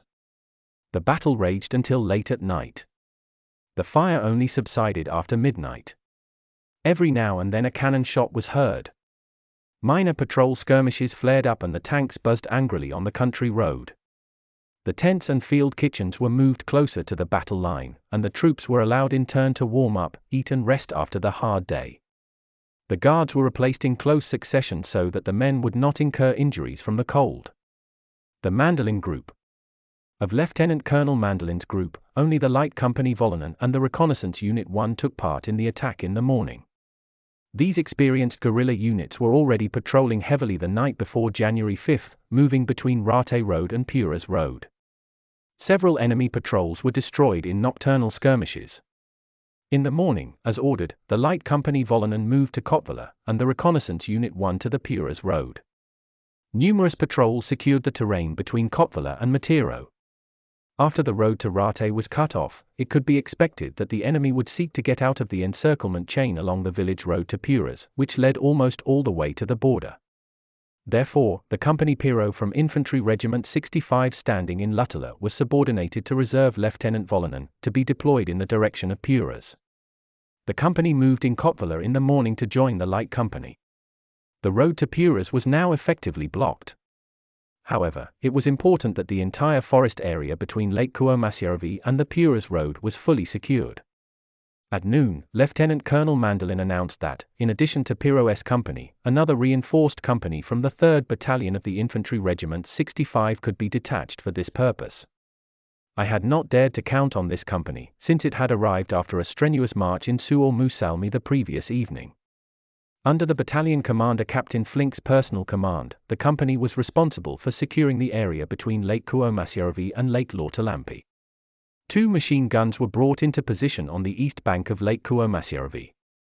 These measures were taken around 18 o'clock. To facilitate Captain Harola's advance towards Tainela, at 11:30 am. I ordered Lieutenant Colonel Mandolin to engage the enemy in Tainela from the north with Lieutenant Volinen's unit.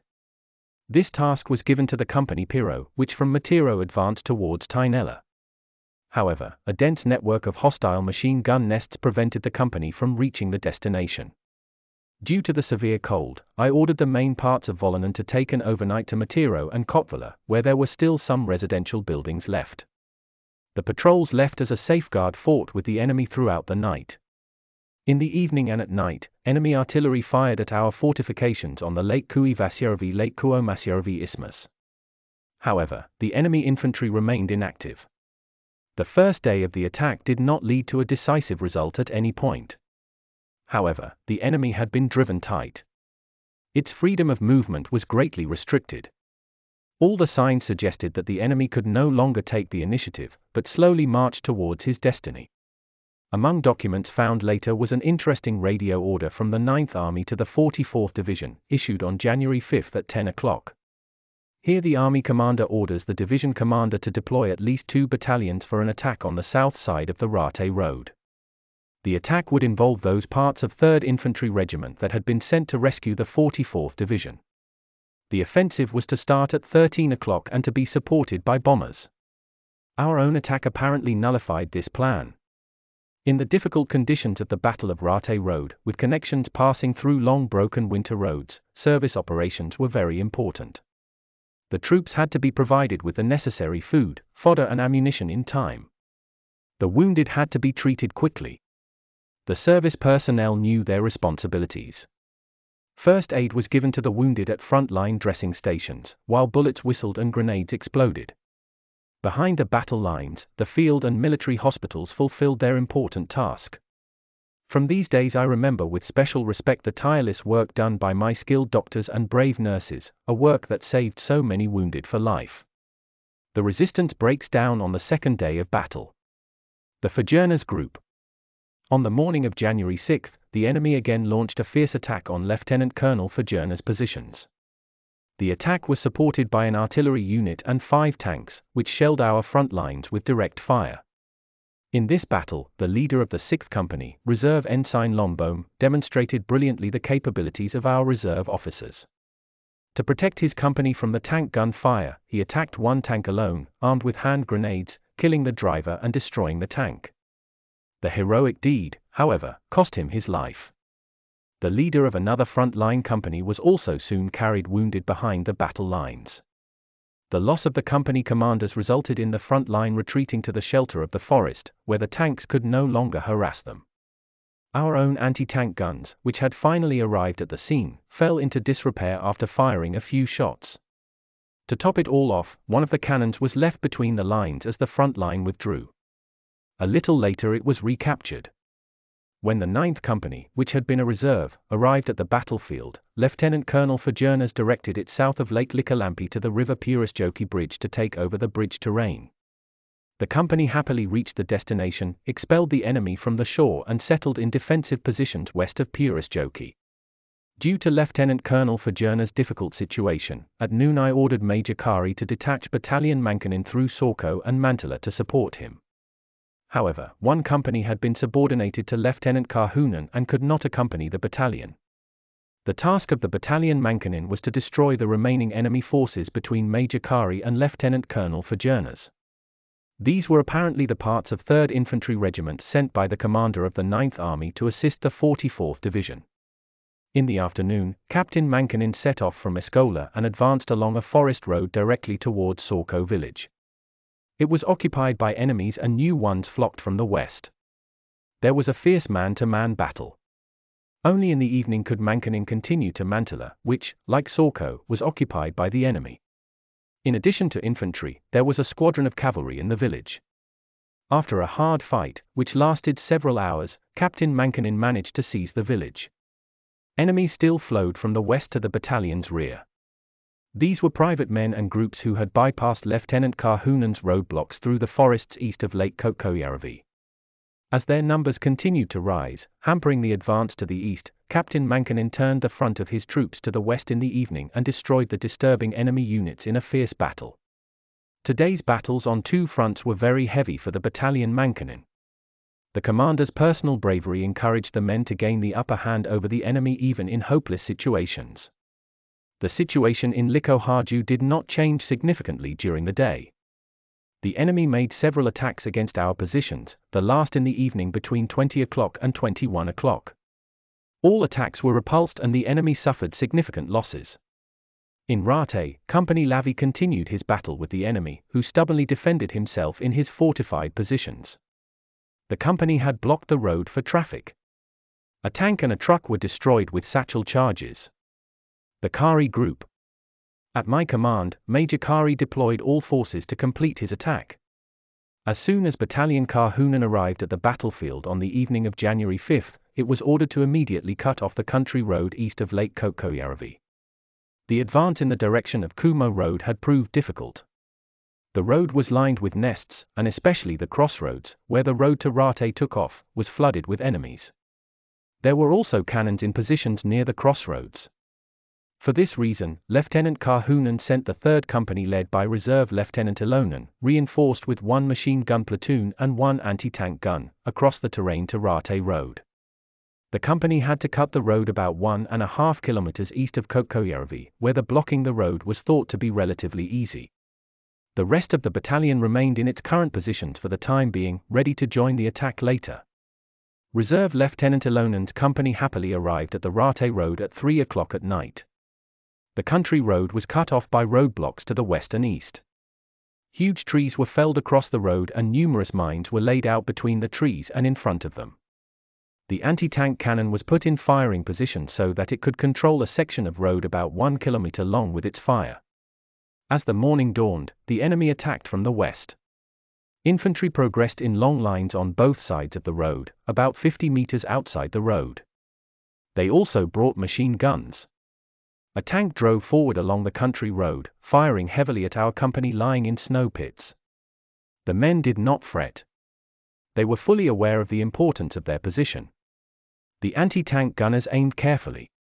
The tank was destroyed by a direct hit before it reached the roadblock. The infantry's advance was stopped by a heavy and light machine gun fire. Under the protection of a tank, an endless line of trucks, carts and cannons sought a way out to the east. The tank was stopped by fire from all our guns and remained immobile in front of our positions.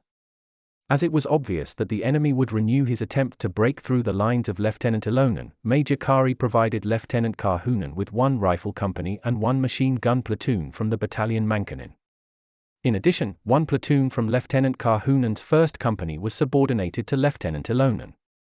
These additional forces reinforced the defensive positions and formed patrols to pursue the enemy groups, which had passed the roadblock through the terrain off the road. As expected, the enemy made a new attempt at 14 o'clock to break through, but without success. Captain Harola also started his offensive in the morning to reach the Raate Road. The strike group, 2 companies, had marched to the west side of Lake Tiranen to attack in the direction of the Lake Tiranen-Lake Kokoyarvi Isthmus. The attack began at 8 a.m. while it was still dark. After a fierce battle, the battalion reached the Raate Road at 11 o'clock a.m. A part of the forces were assigned to block the isthmus to the east. The main part turned west towards Tainela. The advance continued to the eastern edge of the open fields around Tainela, and the troops took up position on both sides of the road. An effective barrier was built across the road. Soon encircled enemy forces approached from the west and attacked Captain Harola's positions. At any cost they needed to break out of captivity, where only death awaited. All attempts failed under the hour intense fire. 2 tanks were shot to pieces in front of the roadblock. It was soon discovered that the enemy was trying to break out of the encirclement via the Puras Road, where our own troops were relatively weak. Only the companies Piro and Volonen secured this direction. For this reason, I made the light unit Pavola available to Major Kari. In the evening the light unit was transferred to Matiro. Cavalry Captain Pavola sent one of his companies, Hapuoja, to block off the terrain between the roads. The other company, Vilpo, patrolled between Matiro and Lautalampi in collaboration with Reserve Lieutenant Volonen's guard units. The Markinimi Group. Lieutenant Colonel Markinimi's troops resumed their attack in the morning of January 6. Captain Lassila stormed forward with 3 companies and in the morning reached the terrain close to the Raate Road. The troops remained ready to ambush the enemy suspected of once again attempting to break out of the encirclement. The battalion Irimo also seized the last enemy dugouts south of the road. An anti-tank cannon was brought to a position near the roadside, and a new roadblock was built on the road in addition to those of Captain Lassila. In the conquest of the enemy nests, Reserve Ensign John Helm stood out in particular. The battalion Savonen and Hakkinen could not make any significant advance in the morning. The resistance was extremely strong and the enemy nests dense. The enemy's artillery kept the terrain of operations under constant fire. At noon it was observed that the enemy was trying to break through. I ordered advance in all directions of attack to prevent the retreat of the enemy. At 13:30, Captain Savonen and Hakkinen stormed the enemy again. Battalion Savonen broke into the line of dugouts and created a gap, from where a flank attack was launched against the remaining nests. At dusk, the battalion reached the Raate Road on the left side of the Irimo battalion. Battalion Hakkinen also penetrated to the road fighting fiercely. On the beach next to Lake Kuivasjärvi, however, there were still some hostile nests, which had not been neutralized. After reaching the Raate Road, the troops saw the towers of the tanks in the twilight. They first took them as roofs of enemy dugouts, but when an ammunition load on the road exploded and caught fire under the influence of our artillery fire, a ghostly, endless column on the country road was clearly seen. For the first part of the night, the troops lay in their positions. On the left flank of the battalion Hakkinen, a bloody battle continued from dugout to dugout. The night was again extremely cold. There were some tents behind the front line. At least 10 tanks were moving on the country road. Like annoyed beasts, they repeatedly crashed against Captain Lassila's roadblock. The mines did their thing.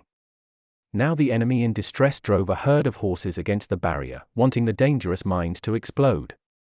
Our only option was to shoot the poor animals. The distress of the besieged grew. The infantry tried to escape as a dense horde in the direction of the road. It was no longer an orderly action, but an absurd rout at any cost. Some tried to escape by crawling in the road ditches. The most sensible threw their rifles down when they realized that the situation was hopeless. Groups of prisoners slowly accumulated behind our lines. Unfortunate sons of Ukraine, who had been dragged here to the forests of the north, where death lurked at every step. At 2:00 a.m., the attack resumed. After about an hour of fighting, the enemy in front of battalions Irimo and Savonen retreated from the Raate Road to Haukila Hill, where the houses were in ruins. An unprecedented roar of rifles began in the dark night. There was a loud cry from thousands of throats, a scream of terror from men afraid to die. Our troops remained in their positions waiting for the morning. The Mandolin Group. In order to ease the situation for Captain Lassila and speed up the conclusion, already on the evening of the first day of the offensive, I ordered Lieutenant Colonel Mandolin to direct the main part of Reserve Lieutenant Volonen's company towards Haukila from the north of the road. The advance began on the morning of January 6, with the companies Volonen and Piro side by side. Soon enemy units fleeing to northeast were spotted in the forest. A fierce skirmishes flared up in the forest north of Haukila. The enemy, who walked on foot in long columns, was no match to our units on skis. Coronet Renwall's platoon took up the pursuit. Even on Captain Flink's section, the enemy fled as early as midday, some through the forests, others over the ice of Lake Kuomasjärvi, into the fire of our machine guns. Some of the fugitives had managed to advance several kilometers and get all the way to Naatala, where the smoke from campfires was seen rising towards the sky. Lieutenant Colonel Mandolin sent all the forces he could spare to chase the fugitives. In the afternoon, the number of fleeing enemies increased. Entire enemy units fled from Haukila, varying from a platoon to a company. It was easy to follow these exhausted, starving groups. A wide furrow in the deep snow showed where they had gone. We took numerous prisoners. Lieutenant Colonel Mandolin sent in his last reserves to clear the terrain. Starting from Luttala, they undertook extensive expeditions to the north and east. Under these circumstances, Reserve Lieutenant Volonen could not advance to Haukila to assist Captain Lassila. Although parts of his unit were already close to Haukila, they were exposed to violent enemy fire and withdrew to Matiro. Both Captain Flink's and Reserve Lieutenant Volonen's units continued on January 7 and for several days thereafter to clear the area of enemies. Enemies were scattered in the woods. Others were still heading east, towards the border. Others, exhausted, hid under thick trees. Gradually, hunger and frost drove these unfortunates into daylight. The second day of the attack had already sealed the fate of the enemy division. In Haukila, the resistance was completely broken. In the terrain of Lake Kokkojärvi Lake Tainela, the enemy's situation was also hopeless. On the hill Likoharju, where the fresh enemy forces still stubbornly held their ground, was also to be overrun by Lieutenant Colonel Fajernas and Captain Mankinen. The third day of the offensive and the fall of the Raate division. Lieutenant Colonel Fajernas had decided to launch a decisive attack on the morning of January 7, when Battalion Mankinen, who was approaching from the west, could already influence the battle. The night came with a disappointing surprise. At 4 a.m., with the support of tanks, the enemy managed to drive the 9th Company from its positions on the River Purisjoki line. It was clear that the enemy had not yet given up all hope of breaking out from the grip of my troops. The adversity on the Purisjoki line made it necessary to change the already established attack plan in the last moment. The bridge terrain had to be quickly recaptured. Only then could the main enemy forces in Hill Likoharju be engaged. Lieutenant Colonel Fajernas' troops were grouped for the attack against the neck of land between Lakes Likalampi and Pieni Paravajärvi with the primary task of expelling the enemy from the River Purisjoki line. One company, Ramsey, was left to bind down the enemy in the Likoharju terrain. The attack began at 10:30 a.m. The enemy was no longer able to withstand the pressure of our troops, but fled the Purisjoki line in complete disarray in all directions. A reinforced platoon was left to secute the terrain around the bridge, and to reconnoiter to the east. The main forces continued west, towards Hill Likoharju, which was harassed by Company Ramsey from the south. The enemy's resistance was broken. A considerable part had already thrown down their weapons, surrendering. The Hill Likoharju, for which the battle had raged for 2 days, was conquered without significant losses. At noon, approached the Battalion Mankinen, after fighting throughout the night in the woods and on the road with wandering enemy units. Enemy still flowed from the west to the battalion's rear. After reaching Hill Likoharju, Mankinen once more returned west to Mantala with his battalion and cleared its surroundings of the enemies. Some of the enemy forces had fled to the forests north and south of the road. Strong ski patrols were sent to pursue them. Only a few escaped their fate.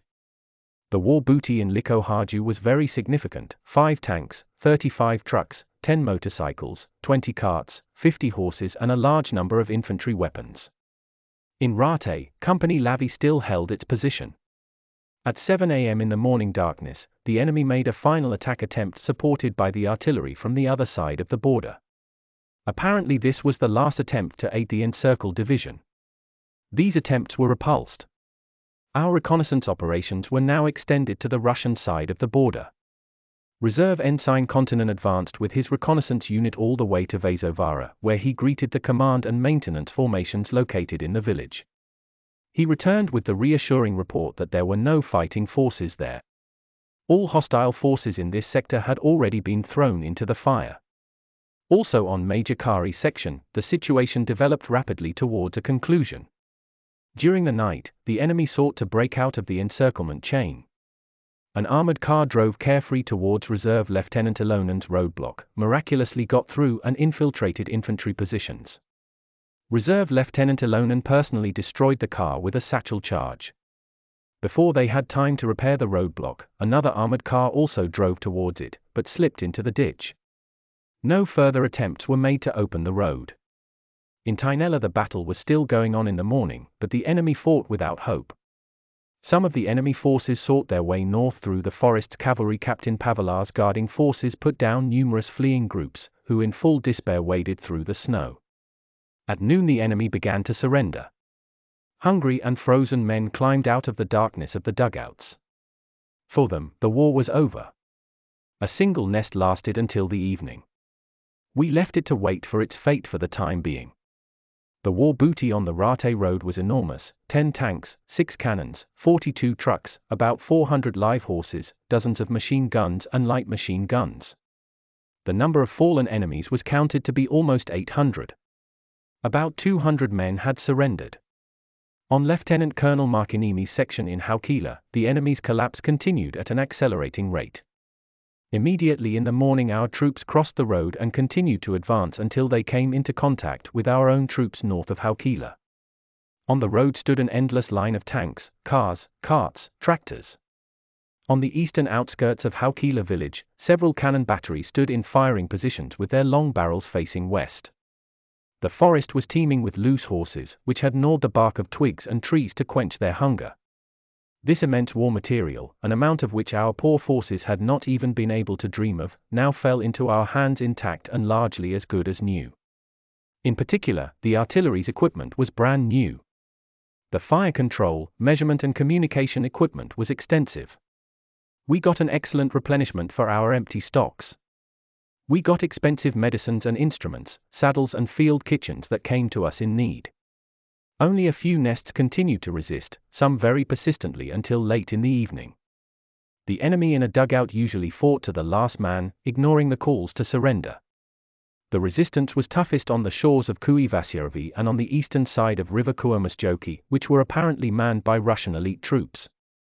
These hostile spots prevented the use of roads from Haukila directly to the church village of Suomussalmi.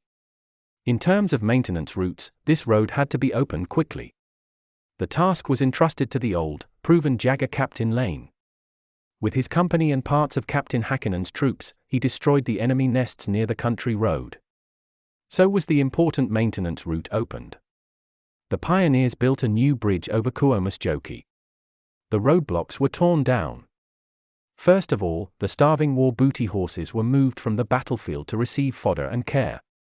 Cleaning of the area continued. Prisoners were brought from the woods and dugouts. Many had frozen their hands or feet. Campfires were lit along the road, where our own men and Russian prisoners warmed up in peace and harmony. Late in the evening, some enemy positions remained by Lake Suomussalmi. Sergeant Rosenqvist and his platoon was given the task of destroying the last stand of the enemy. He set off at 22 o'clock and returned at 4 o'clock a.m. with 70 prisoners. In the following days, my troops continued to clear the area and gather the booty. They still met enemies who hid in the darkness of the dugouts, in support columns and elsewhere. Weapons, cannon bolts and aiming devices were found in the snow. Special command units were left to complete the cleanup. This work lasted until the end of the war and beyond. The war booty from Haukila village was staggering. I mentioned just a few numbers: 40 field cannons, 29 anti-tank guns, 13 anti-aircraft machine guns, 27 tanks, 6 armored cars, 20 tractors, 160 trucks, 300 carts, 32 field kitchens, about 600 live horses. In addition, enormous amounts of ammunition, communication equipment, medicines and medical instruments and more. The Battle of Raate had ended in a complete annihilation of the enemy's 44th Division. The task entrusted to my troops was completed. With admirable perseverance, my troops had fought for almost a month in the wintry wilderness of Suomussalmi. Defying death, they had attacked the superior forces. Their only beacon was their precious, shared homeland, which fought for its life. The price for the great victories in Suomussalmi was paid with the heart-blood of many brave warriors. They humbly gave their lives for their fatherland, their home and their faith. The white crosses in the cemeteries tell of their sacrifices. They showed the people a path of honor, which was heavy, but the only one. After a short rest, I moved with my troops over to the Kuhmo front, where new, demanding tasks awaited us. Attachment: Battle Report of Unit Letosuo, Jagger Battalion 6. General Siilasvuo mentions Letosuo by name in his book for his earlier actions. In this report Letosuo blocks the Suomussalmi-Kasamo road to the north at Hilkakimaki. Alakuutojärvi, the 31st of December 1939.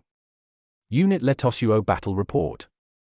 The composition of the Unit Letosuo, 1st Company, minus Platoon Kiiskinen.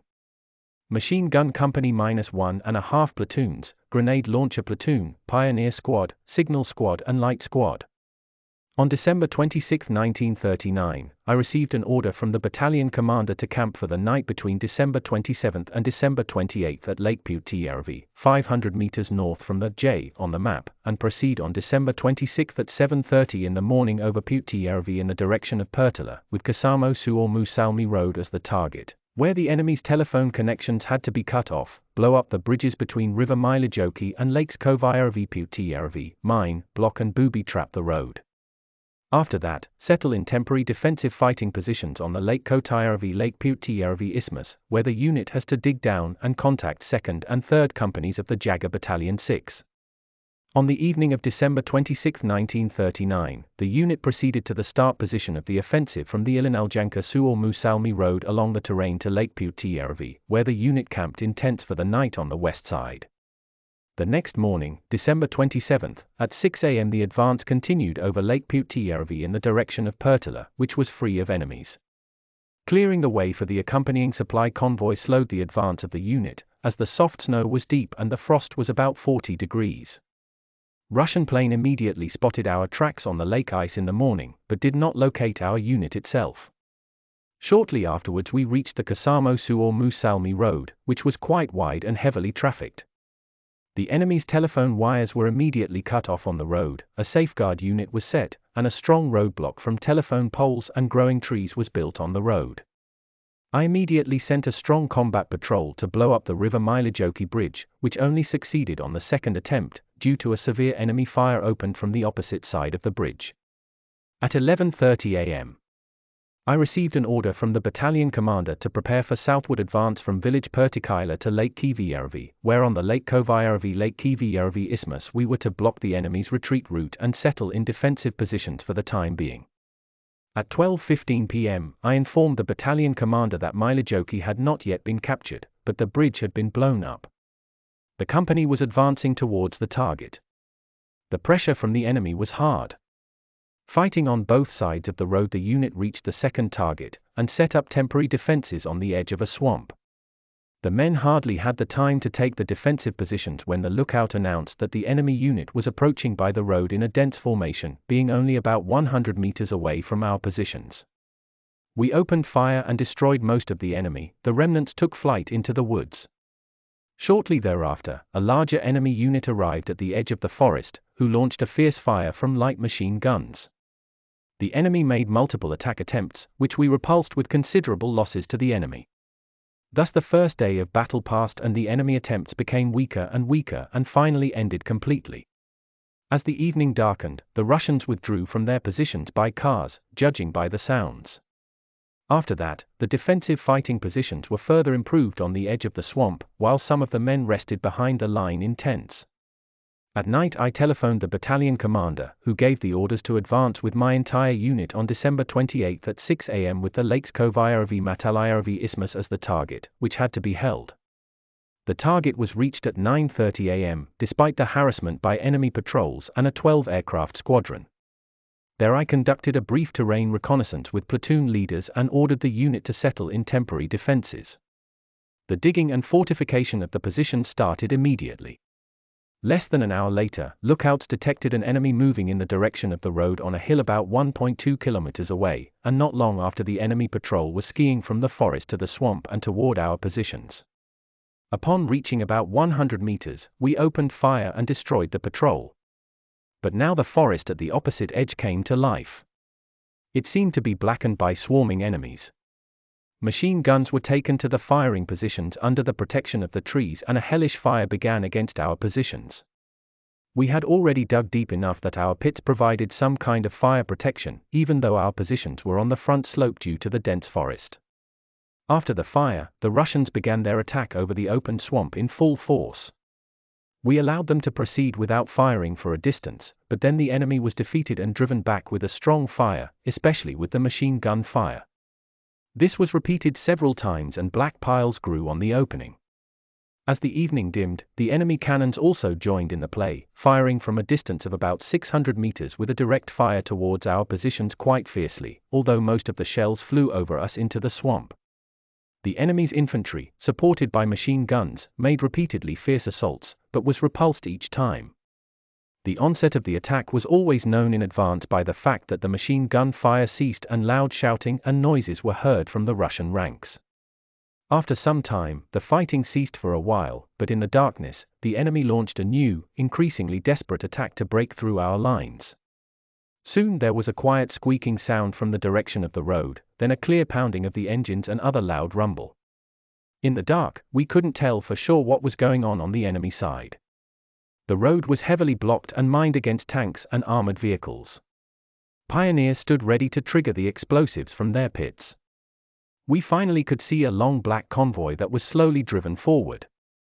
Our machine gun swept it violently back and forth, and our grenade launchers scored direct hits at various points in the column. Suddenly there was a gun shot from the tip of the column, barely half a kilometer from our position, and shells whistled over our heads. Soon grenades rained down into our position so heavily that from time to time individual detonations could not be distinguished. The fire was at times devastatingly accurate, and fragments of grenades exploding in the tree tops caused several casualties in our ranks. But our own grenade launcher and machine gun fire soon had a quieting effect on the enemy. As the morning dawned, it became clear that we had a long line of vehicles in the front of us, which had been stopped by our machine guns on both sides of the road. December 29 at 4 o'clock am, the enemy began to attack in the front direction and on both flanks. In the morning, Lieutenant Vala, the leader of the 3rd Company, arrived with 1.5 platoons and, on the orders of the battalion commander, launched an attack against the enemy right flank. The battle raged fiercely throughout the day, ending on December 30 at dusk. In the morning of December 30, the Russians even managed to storm into a Malay Jaeger. Tuomanen was wounded by a Russian bayonet. The battalion informed us that new troops were coming from the south and east to clear the terrain of the scattered enemy units. In the morning, after the Battle of Kakimaki, I got in contact with Kari's battalion and Lassala's group. At 9:30 am, I informed my battalion that the Russians had tried a breakthrough to the north. About 300 Russians had been destroyed in front of our positions on the road, about 40-50 cars and about 100 horses, 2-4 anti-tank weapons and at least 2 cannons had been destroyed on the road towards Lake Matalayaravi. Some got through south of Matalayaravi. A battle was underway to destroy the remnants in the Pertila terrain. In the battle, about 500 enemies were killed in action, and we took possession of a column that included 2 tanks, 4 anti-tank guns, 4 cannons, more than 100 cars, road machines, engines, 14 field kitchens, about 10 machine guns, plenty of automatic infantry weapons, 2 radio transmitters, more than 100 horses and around 100 prisoners and 100 fallen horses. Killed in action, Reserve Ensign Venalainen, Reserve Undersergeant Peetila, Corporals Kivanen, Kaivola, and Laminen, Jaggers Vaisala, Toivonen, and Jalan. Wounded in action, Reserve Sergeant, Jack Kola, Corporal Salko, and Salonen, Jaggers Lettinen, Vainio, Tassanen, Ala Rodainen, Tuomanen, Mantila, Nitimar, Mayenpa, and Jalan. Outstanding acts of courage, Reserve Ensigns Arika, Antila, Etala, and Jusela, Reserve Sergeants Jusela, Aino, Kirkala, Jack Kola, and Lamala, Reserve Undersergeants Junila, Pinamaki, Parsita, Isatalo, Markipir, and Kari, Corporal Rintanen, Jaggers Mayenpa, Swanpa, and Gronland. Signed by Unit Commander Lieutenant Letosuo.